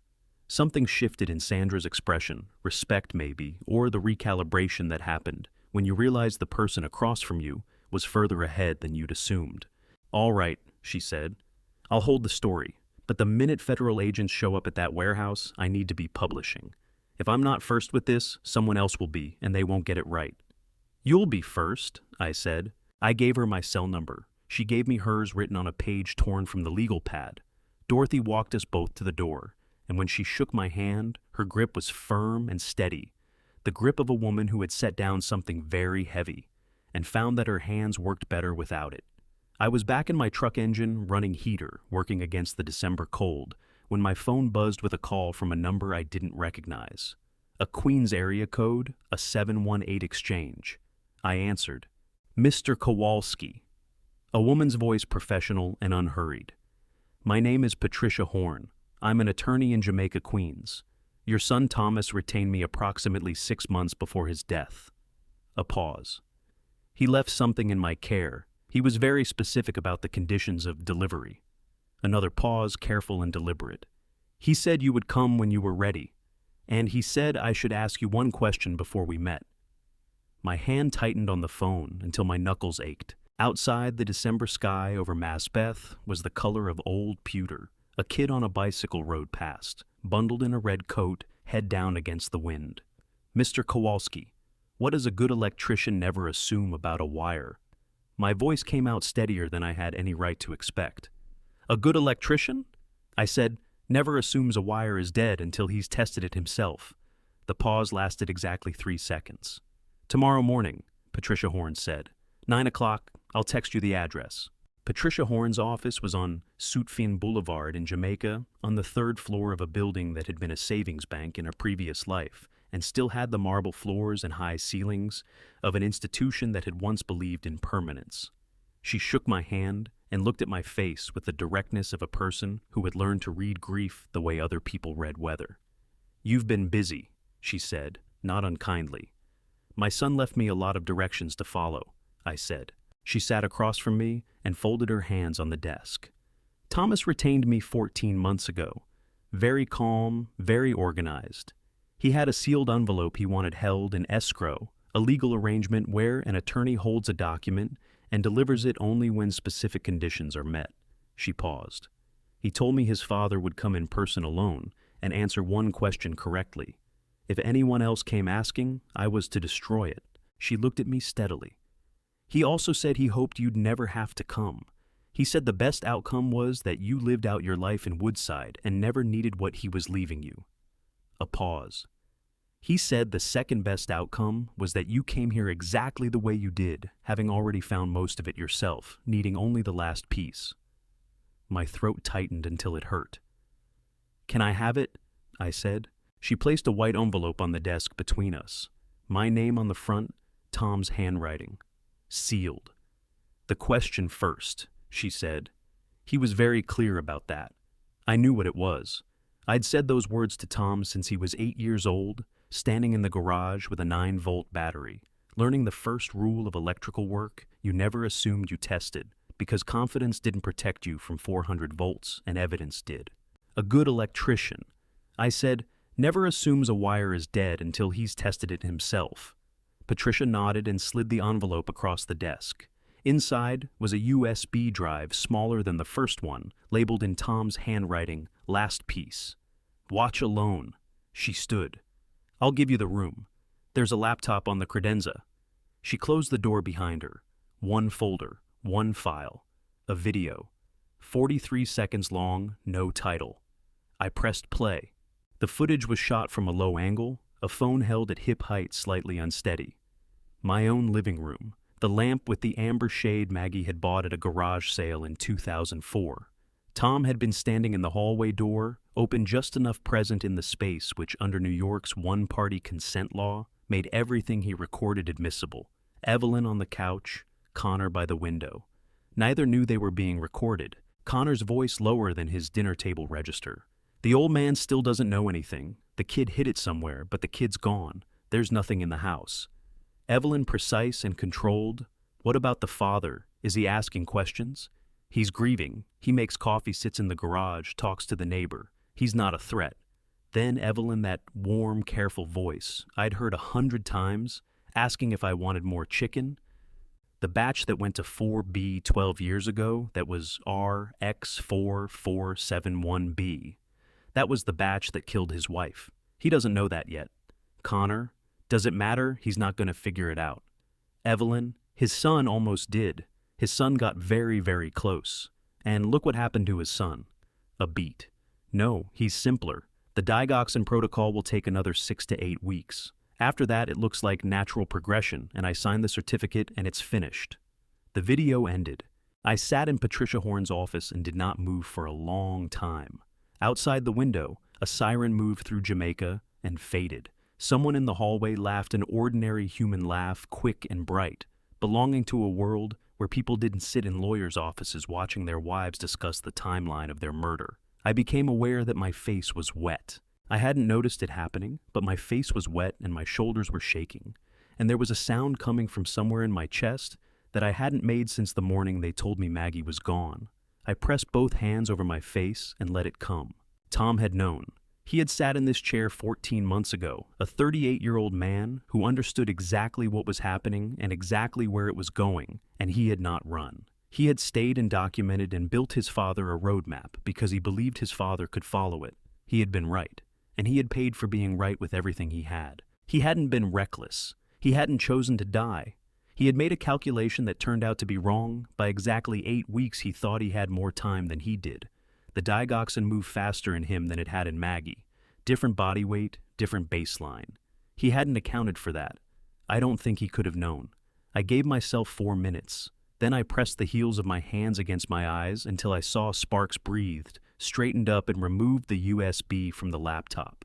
I was standing at the window looking down at Sutphin Boulevard when my phone buzzed. Lily, my niece, my brother, Eddie's daughter, 24 years old, last year at Fordham Law. The kid I'd taught to ride a bike in the Kowalski driveway 20 years ago. She'd sat beside me in the front pew at Tom's funeral and held my hand through the entire service without saying a word, because the Kowalski family expressed love through presence, not language. I answered, "Uncle Ray." Her voice was tight in a way that hit me in the chest before she'd said another word. "I need to tell you something, and I need you not to get upset." "Tell me," I said. "I've been doing some digging, into Evelyn, into Medbridge. I found the attorney who handled Tom's estate, Patricia Horn, and I went to see her 4 days ago." She paused. "Uncle Ray, I tried calling you 10 times this week. You never pick up." My stomach dropped 6 inches. "Did anyone see you go in?" I said. "Maybe. There was a man sitting in a car outside the building when I came out. Dark blue sedan." The office felt very cold suddenly. "Lily," I kept my voice, even the voice I used when a client's electrical system had a problem that needed immediate attention. No reason to panic, but every reason to act right now. "Where are you?" "My apartment in Astoria." "Lock your door. Don't go out. I'm calling you back in 20 minutes. "Uncle Ray, you're scaring me." "Good you," I said. "Stay scared. It'll keep you careful." I ended the call and stood with the USB drives in my pocket and my dead son's last words still running through my head, and the knowledge that the people who had killed Tom and were slowly killing me had now turned their attention to a 24-year-old girl who had inherited the Kowalski habit of walking toward problems instead of away from them. I opened the office door. Patricia looked up. "I need to make a phone call," I said, "and then I need your advice on something." I called Lily back from my truck outside Patricia's building. She answered before the first ring finished. She'd been sitting with the phone in her hand since I hung up. "Talk to me," she said immediately, her voice wound tight as a spring. "What's going on? I have been trying to reach you for 2 weeks, and you keep not picking up, and Tom is dead. And now you're telling me to lock my door, and I need you to tell me what is happening right now, Uncle Ray." "Tom found something before he died," I said. "Something big. I've been following the trail he left. The people involved, they know someone is looking. The sedan you saw outside Patricia's building means they've seen your face." A sharp intake of breath. "Are they dangerous?" "Yes." "How dangerous?" "Tom dangerous," I said. 4 seconds, then very quietly, "Oh, go to your father's house in Bayside. Right now. Take a cab. Pay cash, don't use your credit card. Don't tell your father the details. Just tell him you need a few days." She let out a breath that was trying not to be a sob. "Uncle Ray, are you okay?" I thought about Evelyn's voice on that video discussing a 6 to 8 week timeline, like she was scheduling a follow-up appointment. "I'm working on it," I said. "Go, I'll call you tonight." Marcus Webb was next. I'd worked Elmhurst General's halls for 30 years, knew every elevator bank, every service corridor, every cafeteria entrance. The security guard recognized me from the old days and waved me through. Nobody questioned a man who walked like he belonged somewhere. The hospital cafeteria was in the basement, fluorescent lighting round tables, the smell of industrial coffee and steamed table food that hadn't changed since 1987. Marcus Webb sat alone in a corner, pharmacy badge clipped to his scrub top, a textbook open beside his tray that he wasn't reading. He was 32, lean and careful-looking, with the hollowed eyes of someone who hadn't slept well in a long time. When I sat down across from him, his expression moved quickly through surprise, wariness, and then a closing off, like a door pushed shut from the inside. "Mr. Kowalski," he said, "I wondered when someone was going to come." "Then you know why I'm here," I said. His jaw tightened. "I filed a complaint 8 months ago. 3 separate instances of lot number discrepancies on incoming cardiac medications. I submitted it with my name on it because I thought the system worked." He stopped, pressed his lips together. 2 weeks later, I was called into HR. Anonymous complaint about my conduct. Baseless, but it triggered a review, and I was moved to the outpatient dispensary, away from the cardiac ward, away from the inventory logs. He looked up. The pharmacy director received my report and used it to identify me. He retired 4 months later, moved to Florida, stopped answering his phone. I reached into my jacket pocket and set a photograph on the table between us. Maggie. Hospital Gala, 2012. Laughing at something off camera the way she always did. Marcus looked at it. His face came apart not gradually, but all at once the way a structure failed when the load-bearing element gave way. His chin dropped toward his chest. His eyes filled so fast the first tear hit the cafeteria table before he'd registered it was coming. His shoulders shook with the force of 12 years of a question he'd never been able to answer. "She was in 4B, he said barely above a breath. "September 13th. I was the overnight pharmacy tech. I prepared the medications for that ward myself." He pressed the back of his hand against his mouth. "I've asked myself 10,000 times if I missed something. If it was my fault." "It wasn't your fault," I said. "How can you know that?" "Because I know what happened to the medication after you dispensed it," I said. "What you gave that ward was correct. What reached my wife was not." Marcus exhaled slowly. "I didn't know that then. I saw her decline, and I assumed it was the disease progressing. It wasn't until 8 months ago when I started seeing the same pattern repeat across 3 other patients in the same quarter that I realized the problem wasn't the patients. It was the product." He looked up at me with the eyes of a man who had just been handed an answer he'd been carrying a question for 12 years better and worse than he'd feared both at once. "She had a daughter," he said, "a little girl who kept asking the nurses when her mommy was going to wake up." My throat closed completely. I looked at the fluorescent light above us and breathed through the pressure in my chest until words could get through. "Her name was Maggie," I said. "She was 63 years old. She made the best pot roast in Queens, and she laughed at her own jokes before she finished telling them, and she would have been furious about what happened to her." I looked back at him. "I need you to put what you know in writing with your name on it and be willing to repeat it in a federal proceeding."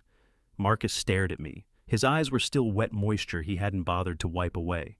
"These people destroyed a man's career for filing an internal complaint," he said. "What do they do to someone who testifies in federal court?" "They'd try something," I said, "but by the time it reached a federal proceeding, there'd be enough evidence and witnesses that trying something would be very difficult and very visible." I paused. "My son did this alone. He didn't have backup. You would." The cafeteria hummed around us, clatter of trays, hiss of the coffee machine. Ordinary people eating lunch with no idea what was being decided in the corner. Marcus picked up Maggie's photograph and looked at it for a long time, at her face, at the way she was laughing at something off camera, at the complete and uncomplicated aliveness of her. Then he set it down. "All right, Mr. Kowalski," he said, his voice steady now. "Tell me what you need." We shook hands across the cafeteria table, 2 men who had both loved my wife in different ways and lost her to the same crime. Outside in the parking lot, my phone buzzed with a text from a number I didn't recognize. A photograph. Lily shot from a distance walking down a street in Astoria. Taken today, she was wearing the red coat she'd had on when I saw her at Tom's funeral. No name, no number. Below the photograph, 1 line. "The old man should know when to stop." It hadn't come from Connor's number. It came from a number I'd never seen, a prepaid cell untraceable. Harmon's people. Not Connor acting on his own, someone further up the chain, someone who knew I'd been moving and had decided to send a message without tipping their hand completely. Connor didn't know yet how much I knew. This wasn't confirmation, it was a warning shot from someone watching at a distance, hoping to scare me into stopping before they had to do anything permanent. That distinction mattered. It meant I still had a window. I called Frank from the hospital parking lot. "I need your house," I said the moment he picked up. "Right now, not mine." Frank didn't ask why. That was the thing about Frank Benedetti. 40 years in construction had taught him that when a man called you from a parking lot and said he needed your house right now, the questions could wait until he was inside with the door locked. "It's open," Frank said. "I'll put coffee on." I drove to Woodside, without going past my own house, taking the long route, watching every mirror. The sedan wasn't visible, but that meant nothing. If they were professionals, and they had more than one car. Frank's kitchen smelled like coffee and the Sunday gravy he made every week, whether he needed it or not. A habit from his mother that he'd carried for 70 years and saw no reason to stop. He set a mug in front of me and sat down across the table and looked at my face and said, "How bad?" "They sent me a photograph of my niece," I said, "taken today. She didn't know anyone was watching." Frank's jaw tightened. He set his own mug down carefully, the way he set things down when he was controlling a reaction. "Eddie's girl, Lily. She'd been asking questions. They found out." "Where is she now?" "Her father's house in Bayside. She's safe for the moment." I pulled out my phone and found the number Tom had left on the USB, a 202 area code, Washington, D.C. Agent Frank DeLuca, FBI, with a note in Tom's handwriting. "He knows some of it already. Give him the rest." I dialed. He answered on the second ring. "DeLuca." The voice was flat and professional. The voice of someone who answered unknown numbers the same way every time, because unknown numbers were part of the job. "My name is Raymond Kowalski," I said. "My son was Thomas Kowalski. He left your number for me." A pause. Not long, 2 seconds, but the quality of it changed and became attentive in a specific way. "Mr. Kowalski," DeLuca said, "I've been waiting for this call." We talked for 22 minutes. I told him about the USB drives, the medical records, the lot, numbers, the lab, results, the camera footage of Connor, the video Tom had recorded in the living room. DeLuca listened without interrupting, and I could hear him writing the scratch of a pen, the occasional click of a keyboard. When I finished, he said, "The private lab results on the digoxin that gives us probable cause. We'll get our own sample through a warrant, but your result points us in the right direction and establishes a timeline." He paused. "The video your son recorded, was he present in space when he filmed it?" "He was in the hallway," I said. "The door's open. He was there." "New York is a one-party consent state," DeLuca said, "meaning only one party to a conversation needs to consent to recording it. If Tom was present and consented to recording his own conversation, the footage is admissible." Another pause. "I need to tell you something, Mr. Kowalski. Your son contacted me 14 months ago. He sent me an outline enough to suggest a significant case, not enough to open a formal investigation. When he died, I had nothing I could act on. No evidence, no complainant, no open file." His voice was measured, but something underneath it was not. "I'm sorry I couldn't protect him." "He didn't want to be protected," I said. "He wanted to be finished." A silence that had weight to it. "The person you mentioned," DeLuca said, "the niece. How exposed is she?" "They photographed her today on a public street. They know her face. They know she's been asking questions." "Address?" I gave him Eddie's address in Bayside.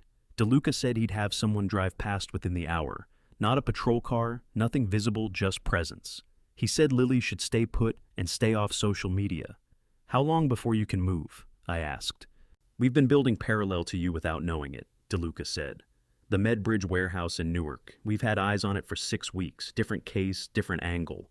What you're giving me connects 2 investigations that were running blind to each other." A pause. "Give me 72 hours to get the warrants aligned. Can you hold your position for 72 hours? "I've held it for 3 weeks, I said. "I can hold it for 3 more days." "Don't confront anyone," DeLuca said.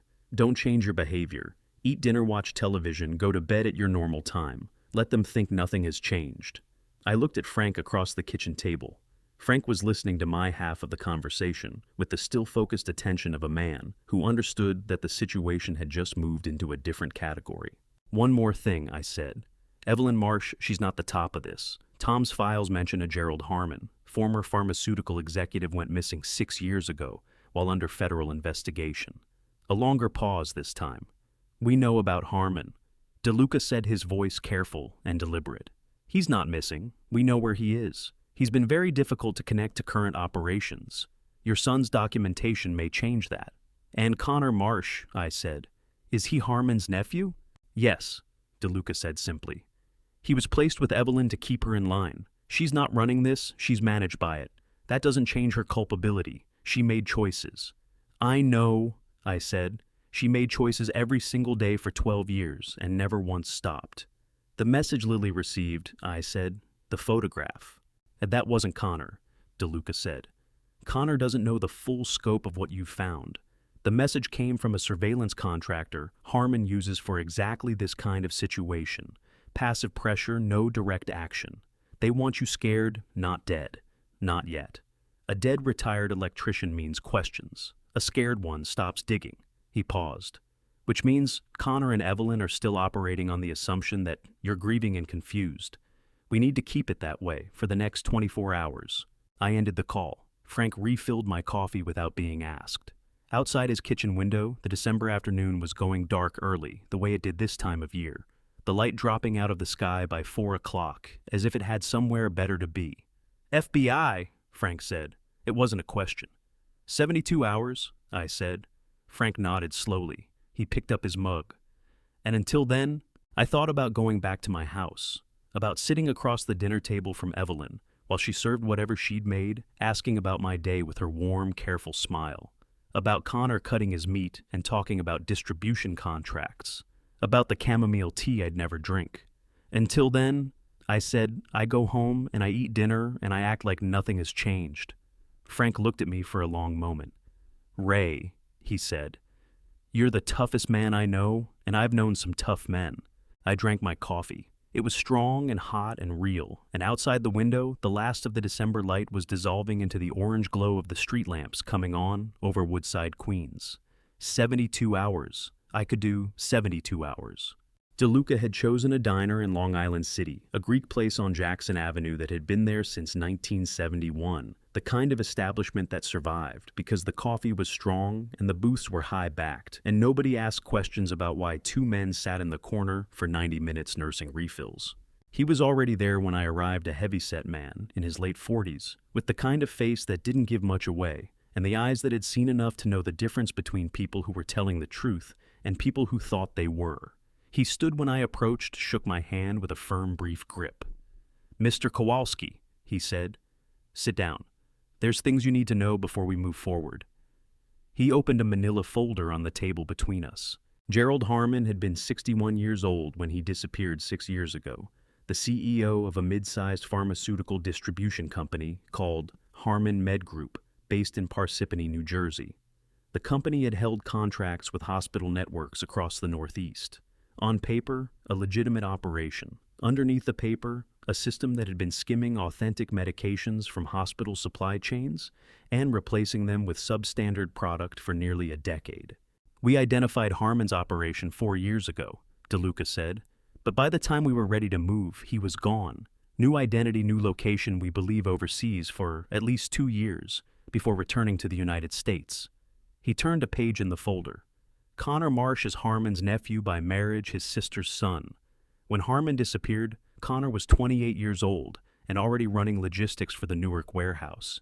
He registered MedBridge under his own name as a clean entity. Harmon funds it from offshore accounts. And Evelyn, I said. DeLuca's expression shifted slightly, not softening exactly, but acknowledging something complicated. Evelyn Marsh was Harmon's wife. They divorced 8 years ago, 2 years before he disappeared. He paused. The divorce wasn't voluntary on her part.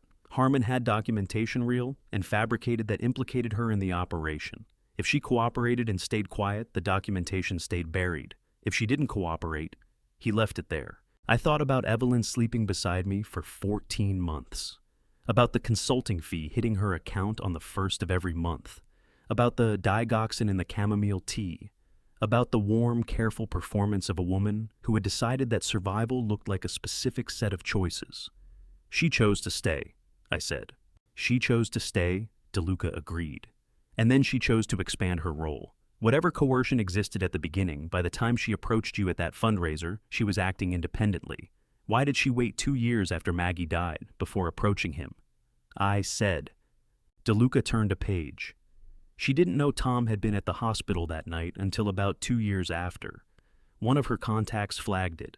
Tom had quietly requested Maggie's medical records through a patient advocacy channel. Once Evelyn knew he was looking, she needed to get inside the house. The fundraiser was the cleanest way to do it. Connor didn't direct that she made that decision herself. He looked at me steadily. I want you to understand that, Mr. Kowalski. She wasn't just a victim following orders. She chose your house, your son, and she chose what happened to both of them. The coffee in front of me had gone cold. I wrapped both hands around the cup anyway, needing something to hold. My son knew about Harmon, I said. Yes, his files mention Harmon by name in 4 places. What he didn't have was the current location. DeLuca turned another page. We do. He's in Scottsdale, Arizona, retired on paper, living under the name David Garfield. He looked up. When we move on Connor and Evelyn, we move on Harmon simultaneously. Different teams coordinated timing. Your son's documentation gives us the chain of evidence we've been missing for 4 years. Something moved through me when he said that, not pride exactly, but something adjacent to it, something that hurt in a way that felt necessary. Tom did that, I said, alone, without backup or resources or anyone to tell him he was doing the right thing. He did, DeLuca said simply. He was very good at it. Outside the diner window, a 7 train rumbled past on the elevated tracks above Jackson Avenue, shaking the glass in its frame. A waitress refilled our coffee without being asked the way good diners did, appearing and disappearing like a benevolent ghost. 72 hours, I said. You said 72 hours. We're at 48, DeLuca said. The warrants are signed. Newark is ready. Scottsdale is ready. He closed the folder. I need one thing from you. The night we move, I need you inside that house when it happens. I need the evidence handed over on record by you in your own words, not dropped anonymously, on record. I'll be there, I said. It may get loud, he said. Connor is not going to come quietly. I've been in loud situations before, I said. Electrical fires mostly. You learn to move toward the problem instead of away from it. Something crossed DeLuca's face, not quite a smile, but the suggestion of one. He closed the folder and stood. One more thing, he said. After this is over, after the arrests and the statements and the proceedings, there will be people who want to talk to you. Journalists, victim advocates, prosecutors. You don't have to talk to any of them. He paused. But the 16 families on that list, 17 counting yours, they're going to want to know someone fought for them. He left cash on the table for the coffee and walked out. I sat in the Greek diner on Jackson Avenue for a while. After he'd gone, watching the 7 train move back and forth on the elevated tracks overhead, carrying people from one part of Queens to another, going about their ordinary Tuesday lives. 24 hours. I drove home and pulled into my driveway and sat in the truck for a moment. Through the kitchen window, I could see Evelyn moving around the kitchen, preparing dinner, her back to me, unhurried and domestic. She turned and saw my headlights and waved. I raised my hand and waved back. One more dinner, I thought. One more performance, and then it's finished. The morning before it all ended, I woke at 4:30 and lay in the dark, listening to Evelyn breathe. I had done this every morning for 14 months, this exact thing lying still in the gray pre-dawn dark, listening to her steady, composed sleep. For 13 of those months, I had found it comforting the breathing of another person beside me, in a house that had been very quiet since Maggie died. For the last month, I had found something else entirely. I got up without waking her, dressed in the dark, and went downstairs. I made coffee and sat at the kitchen table with my phone and ran through the plan one final time, the way I'd run through a complex wiring job the morning before execution, checking every connection, every sequence, every contingency. DeLuca had called at 9 the previous evening, with the confirmation warrants fully executed teams, positioned Newark and Scottsdale both green. He needed Raymond in the house at 7 p.m. The moment the front door opened for federal agents, teams in 2 other states would move simultaneously. I texted Sandra from the burner phone Tom had recommended I keep for sensitive communications, a prepaid cell I'd bought at a bodega in Sunnyside 3 weeks ago, paid cash registered to nobody. Tomorrow evening, be ready to publish the moment you see federal activity at the house. Don't wait for my call if you see the lights go. Her response came back in 4 minutes, even at 4:30 in the morning, which told me she hadn't been sleeping either. Ready. The story's been written for a week. I just need to hit send. Then I called Lily at her father's house in Bayside. She answered on the first ring, her voice wide awake and tight, with the particular tension of someone who had been waiting in a safe place while other people walked toward the danger. "Tomorrow night," I said. "Stay where you are until I call you." "Uncle Ray." Her voice cracked slightly at the edges. "Come back in one piece. That's all I'm asking." "I intend to," I said. "Tom would have said the same thing," she said. And look how that went. It hit me harder than I expected, not the words, but the way she said them. The grief inside the sharpness of them, the Kowalski way of saying I love you by pointing at the thing that scared you most. "Tom finished what he started," I said. "So will I."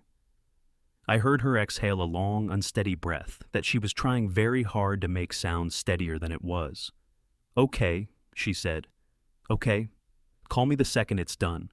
At 7 in the morning, I went to Frank's house. He was already up, already dressed, sitting at his kitchen table with his coffee and the sports section of the Daily News, which he read every morning, even though the scores were available on his phone, because he said screens gave him a headache and paper didn't.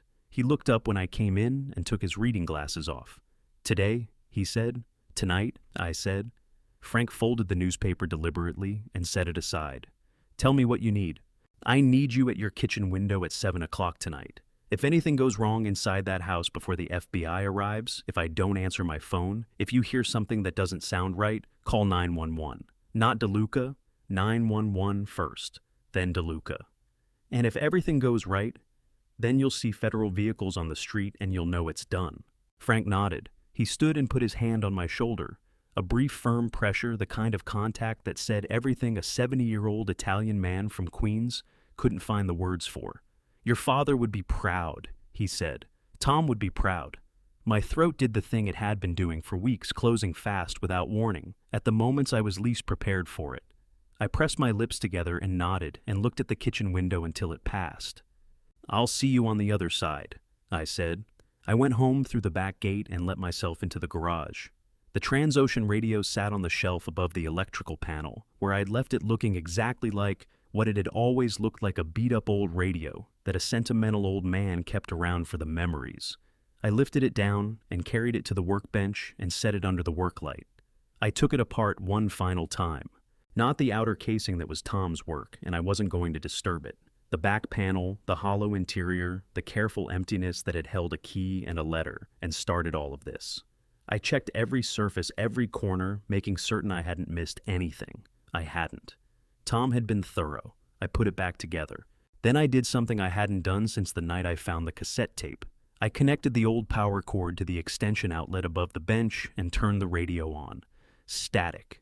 Then, as the dial warmed up a faint signal, a talk radio station, someone discussing local politics in the manner of someone who had been discussing local politics since before I was born, and would continue doing so until well after I was gone. I turned it off. I wasn't looking for a signal. I needed to hold it. This thing that Tom had chosen above everything else he could have chosen. This specific object from a specific Saturday afternoon 30 years ago, when a 12-year-old boy had stood in this garage with a soldering iron and proved to himself that broken things could be fixed. I held the radio for a long time in the cold garage, and I talked to my son. Not out loud, not in any way I could have explained to another person, but in the way that people talk to the dead when there's no one else left who knew the same things. They knew in the language of shared memory of the specific private history that existed between exactly two people and now existed in only one. I found it, I told him, all of it. You built it perfectly, and I found every piece. Tonight it ends. You did good, Tom. You did so good. I set the radio back on the shelf at 11:15. Connor left the house at noon in his BMW and didn't come back until 5:30. Evelyn came home from the hospital at 4, made a phone call. I didn't try to hear and began cooking what smelled like roast chicken. A good smell, a warm smell. The smell of a house where people lived and ate and kept up the necessary performances of ordinary life. At 6:30, I went upstairs and changed into a clean shirt. At 6:55, I went back down to the garage, picked up the radio, and carried it inside. I set it on the kitchen table while Evelyn was still in the kitchen. She saw it and turned from the stove, and something moved very quickly across her face there and gone too fast to catch completely, but I caught enough of it. "Dinner's almost ready," she said. Her voice was perfectly controlled. "Good," I said. I pulled out a chair and sat down at the table, my hands resting on either side of the radio. "Connor's home. He just got back." She turned back to the stove. "He'll be down in a minute." Through the kitchen window, the street outside was dark and quiet. In 4 minutes, it would not be quiet. I looked at the radio, under the kitchen light-dented aluminum-worn tuning dial, the particular patina of a thing that had been useful and loved and was now being asked to do one final job. If it sparks, I thought it's alive. "Come on, Tom, let's finish this." Raymond has everything now. The recordings, the witnesses, the federal agents waiting 50 yards from his front door. The woman who poisoned his coffee every morning for months is about to sit down across from him at his own dinner table, and she has no idea what's coming. Before I show you what happens when he puts that radio on the table, comment the word justice right now. I want to know you're with me for this. Quick note, this story weaves in fictional elements to protect privacy and strengthen the telling. If stories like this aren't for you, it's perfectly okay to choose something else, but if you're staying the next few minutes, we'll give you everything you came here for. Connor came downstairs at 7 o'clock exactly. He was dressed well the way he always was, dark slacks, collared shirt, the uniform of a man who believed presentation was a form of control. He saw the radio on the kitchen table and stopped walking. 3 seconds. He looked at the radio, then at me, then at Evelyn, who was carrying the roast chicken from the oven with her back to both of us. "What's that doing in here?" he said. His voice was careful, calibrated. "Tom sent it to me," I said. "Seemed like it belonged at the dinner table tonight." Evelyn set the chicken on the trivet and turned around. She looked at the radio with the expression of a doctor examining a patient's chart and finding a result she didn't expect. Her eyes moved to my face. "Ray," she said, "why don't we sit down and eat first?" "Sit down?" I agreed. "But we're not eating first." Connor took one step toward the table. "Ray, I don't know what you think you're—" "Sit down, Connor," I said. Something in my voice stopped him. Not volume, I wasn't raising my voice. But 40 years of working on job sites had given me a register I used when I needed men to stop moving and listen a frequency that bypassed argument and went straight to instinct. Connor sat down. Evelyn remained standing by the counter, her hands at her sides, perfectly still. She was watching me the way she might watch a patient whose vitals had just shifted unexpectedly with focused clinical attention, recalculating. "I've been in this house for 14 months, I said. "I ate your dinners, Evelyn. I thanked you for the tea." I put my hand on the radio. "My son died in this house's story 3 weeks before I sat at this table for the first time. He died because he found out what you were doing. And you sat across from me at my son's funeral and told me grief was a process." Evelyn's chin lifted slightly. "Raymond, I'm not finished," I said. Connor's jaw was tight. His eyes went to the radio again. I could see the calculation happening, the assessment of distance, the weighing of options. His hands on the table were very still, in the way that hands were very still when they were about to move. "Tom left me one last thing," I said. "He hid it in the one place neither of you thought to look properly. The radio you walked right past in the garage, Connor. 3 times, I believe." The color left Connor's face so quickly it was almost clinical. "You want to know what's on it," I said. "I'll show you." I pressed play. The recording quality was the same as it had always been, slightly compressed, the ambient sound of my living room, underneath the voices, the lamp with the amber shade visible for a fraction of a second before Tom had lowered the phone. But the words were clear. They had always been clear. Connor's voice first, the batch that went to 4B 12 years ago, that was RX4471B. That was the batch that killed his wife. Then Evelyn, his son, almost did. His son got very, very close, and look what happened to his son. Then Evelyn again, her voice as measured and professional as if she were discussing a treatment plan. "The digoxin protocol will take another 6 to 8 weeks. After that, it looks like natural progression, and I sign the certificate and it's finished." The recording ran for 43 seconds. When it ended, the kitchen was absolutely silent, except for the tick of the clock on the wall above the refrigerator and the faint sound of a car passing on the street outside. Evelyn's face had done something I had never seen it do in 14 months. Of close proximity, it had stopped performing. The warmth, the composure, the careful, calibrated humanity she wore, like a white coat, all of it was gone. What was underneath was something older and more tired, the face of a woman who had been running a very long time and had just realized she'd run out of road. Her mouth opened. She was going to say something. I could see her assembling it, reaching for the version of events that might still be salvageable, the reframe, the counter-narrative. Connor moved first. He came out of his chair, fast lunging across the table toward the radio, his hand outstretched, his face twisted with something between fury and desperation. The chicken platter rocked. A glass tipped and shattered on the tile floor. I didn't move. I sat exactly where I was, both hands flat on the table, on either side of the radio. And I looked at Connor Marsh coming across my kitchen table at me, and I felt nothing that resembled fear. What I felt was the clean, clarifying certainty of a man who has tested every wire and knows exactly where the current runs. "Connor," I said quietly, "look at the window." He stopped. Blue and red light was moving across the kitchen ceiling, slow, methodical sweeps, the kind that came from vehicles that were not in a hurry because they had already arrived, more than one vehicle.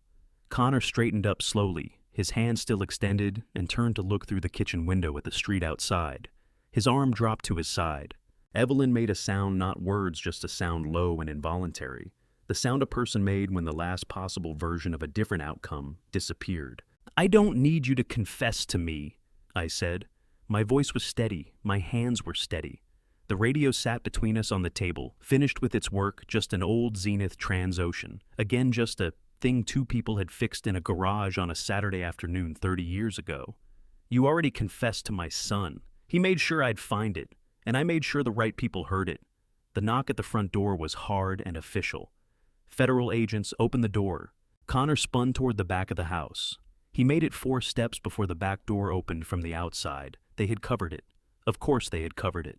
DeLuca was thorough in the way that mattered, and 2 agents in dark jackets came through with the efficient, unhurried movements of people who had done this many times and had no interest in drama. "Connor Marsh," one of them said. "Hands where we can see them." Connor's shoulders dropped. The fight went out of him like air from a punctured tire. Sudden complete, leaving behind a 34-year-old man in a nice shirt who looked for the first time since I'd met him exactly like what he was. I looked at Evelyn. She was standing by the kitchen counter where she'd been standing when the recording ended. Her hands at her sides, her white coat gone, her performance gone.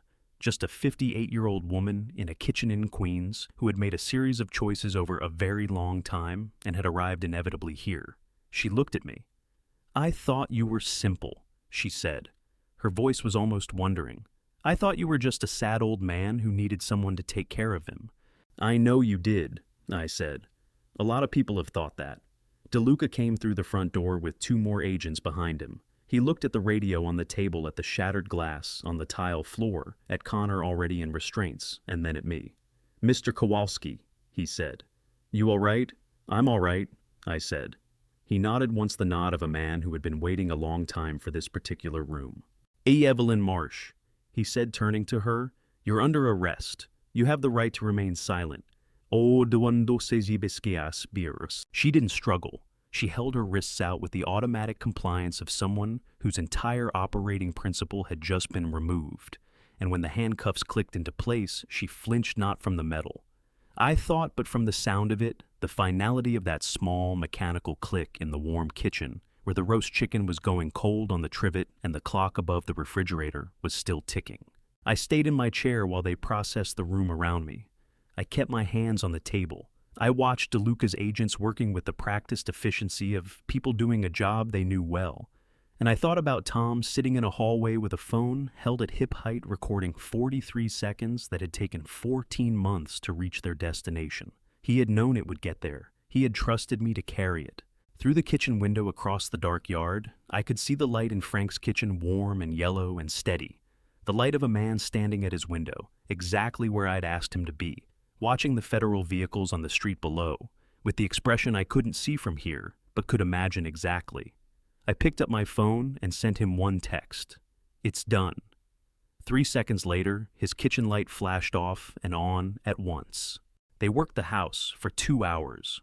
DeLuca's agents moved through every room with the systematic efficiency of people who had done this hundreds of times, photographing bagging labeling. They took Connor's laptop, his phone, 3 external hard drives, and a banker's box of documents he'd been keeping under a stack of old tax returns. They took Evelyn's medical bag. In the inside pocket, a small amber prescription bottle. No label. 43 white tablets. DeLuca held it up in a gloved hand and looked at me across the kitchen. "Digoxin," he said. It wasn't a question. "I would assume so," I said. He bagged it without another word. I sat at the kitchen table through all of it.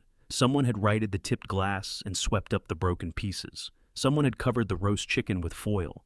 I didn't see who.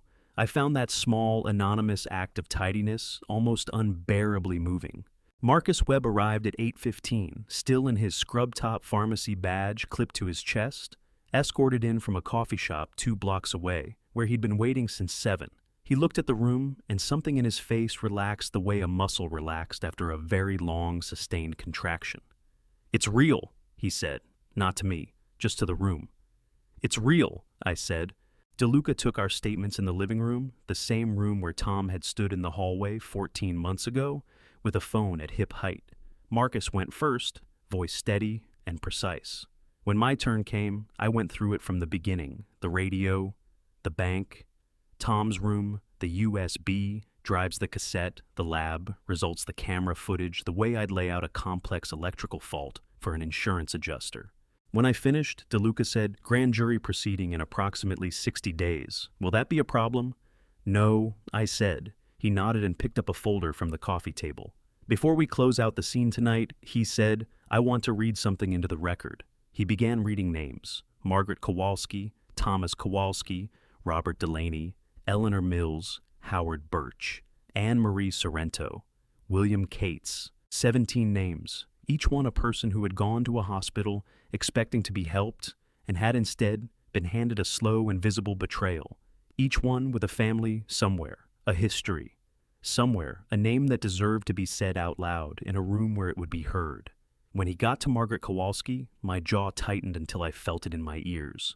When he got to Thomas Kowalski, I pressed my thumbnail into my palm and held it there and breathed. Marcus was crying openly, no attempt to stop it, shoulders moving with the slow, exhausted rhythm of someone who had been holding something for a very long time and had finally been given permission to set it down.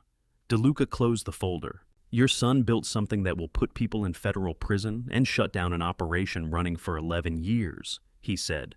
"The documentation he left is the best single-source evidentiary package I've seen in 22 years. He paused. He was 38 years old. "He was," I said. My voice came out rougher than I intended. "He was 38 years old, and he fixed things. It was his best quality." The last agent left at 9:40. DeLuca shook my hand at the front door. "Gerald Harmon was taken into custody in Scottsdale 40 minutes ago," he said. "He didn't resist. He was watching television when they came through the door." He paused. "One more thing, the woman you knew as Evelyn Marsh. Her confirmed legal name is Linda Kovach. She'll be processed under both names in the federal system. You were never told a true name." Another pause. "Your son's files gave us everything we needed to connect him to current operations. He's not walking away from this one." Something moved through me, a release of pressure I hadn't known I was still carrying. "Good," I said, "just good." I stood in the open doorway after he left and looked at the street. The federal vehicles were gone. A dog somewhere 2 houses down barked once and stopped. Frank's kitchen light was still on. I locked the front door and carried the radio upstairs to Tom's room and set it on his desk where the stopped clock still read 10:17 and always would. "We got them, Tom," I said out loud. "Every one of them." I went downstairs and called Lily. She answered before the first ring finished. "Tell me," she said. "It's done," I said. "All of them, Harmon too." She made a sound that started as a word and became something else, a sob that broke into a laugh that broke back into a sob. I heard her cry, and I heard her laugh, and I heard her say, "Oh, thank God, oh, thank God," and then, "Uncle Ray, Tom would be so—" She couldn't finish. "I know," I said. "I know he would." We stayed on the phone for a while, after that not always talking, just present the way the Kowalskis had always expressed the things that didn't fit into words. I didn't sleep much. Not from fear, that was the difference. The danger was gone. The house was just a house again. At 5:30 I got up, made coffee, and sat at the kitchen table in the quiet. The surface was clean. No radio, no papers, no evidence of anything except an ordinary morning. I let it be ordinary for a while. I hadn't let a morning be ordinary in a long time. At 8 o'clock, I went upstairs to Tom's room. The stopped clock still read 10:17. The Transocean radio sat on his desk, where I'd placed it the night before, the aluminum catching the winter light. I sat in his chair and looked at it for a long time. Then, I said what I needed to say. "You did good," I told him. "You built something that worked, and you trusted the right person to finish it. I'm sorry I wasn't paying better attention 12 years ago. I'm sorry I let grief make me stop asking questions." My voice broke on the next part. I let it break. "I'm going to make sure the 17 families know someone fought for them. I promise you that." I sat with him until the room felt settled. Lily arrived at 9:15 in her red coat, eyes red-rimmed from a version of the same night I'd had. She stepped forward and put her arms around me in the doorway, without saying a word, just held on the way family did, when words weren't the right tool for the job. Then she held up a bakery bag from the place on Roosevelt Avenue that Tom had always ordered from on his birthday. "I brought things to eat," she said. I had to press my lips together for a moment. "Come in," I said. Frank knocked at 10. He sat across from Lily at the kitchen table and told her immediately that she was too thin. She told him he sounded like her grandmother. He said her grandmother was a smart woman. The January sunlight came through the kitchen window in that honey-colored winter slant that only lasted a few weeks and disappeared before you'd properly appreciated it.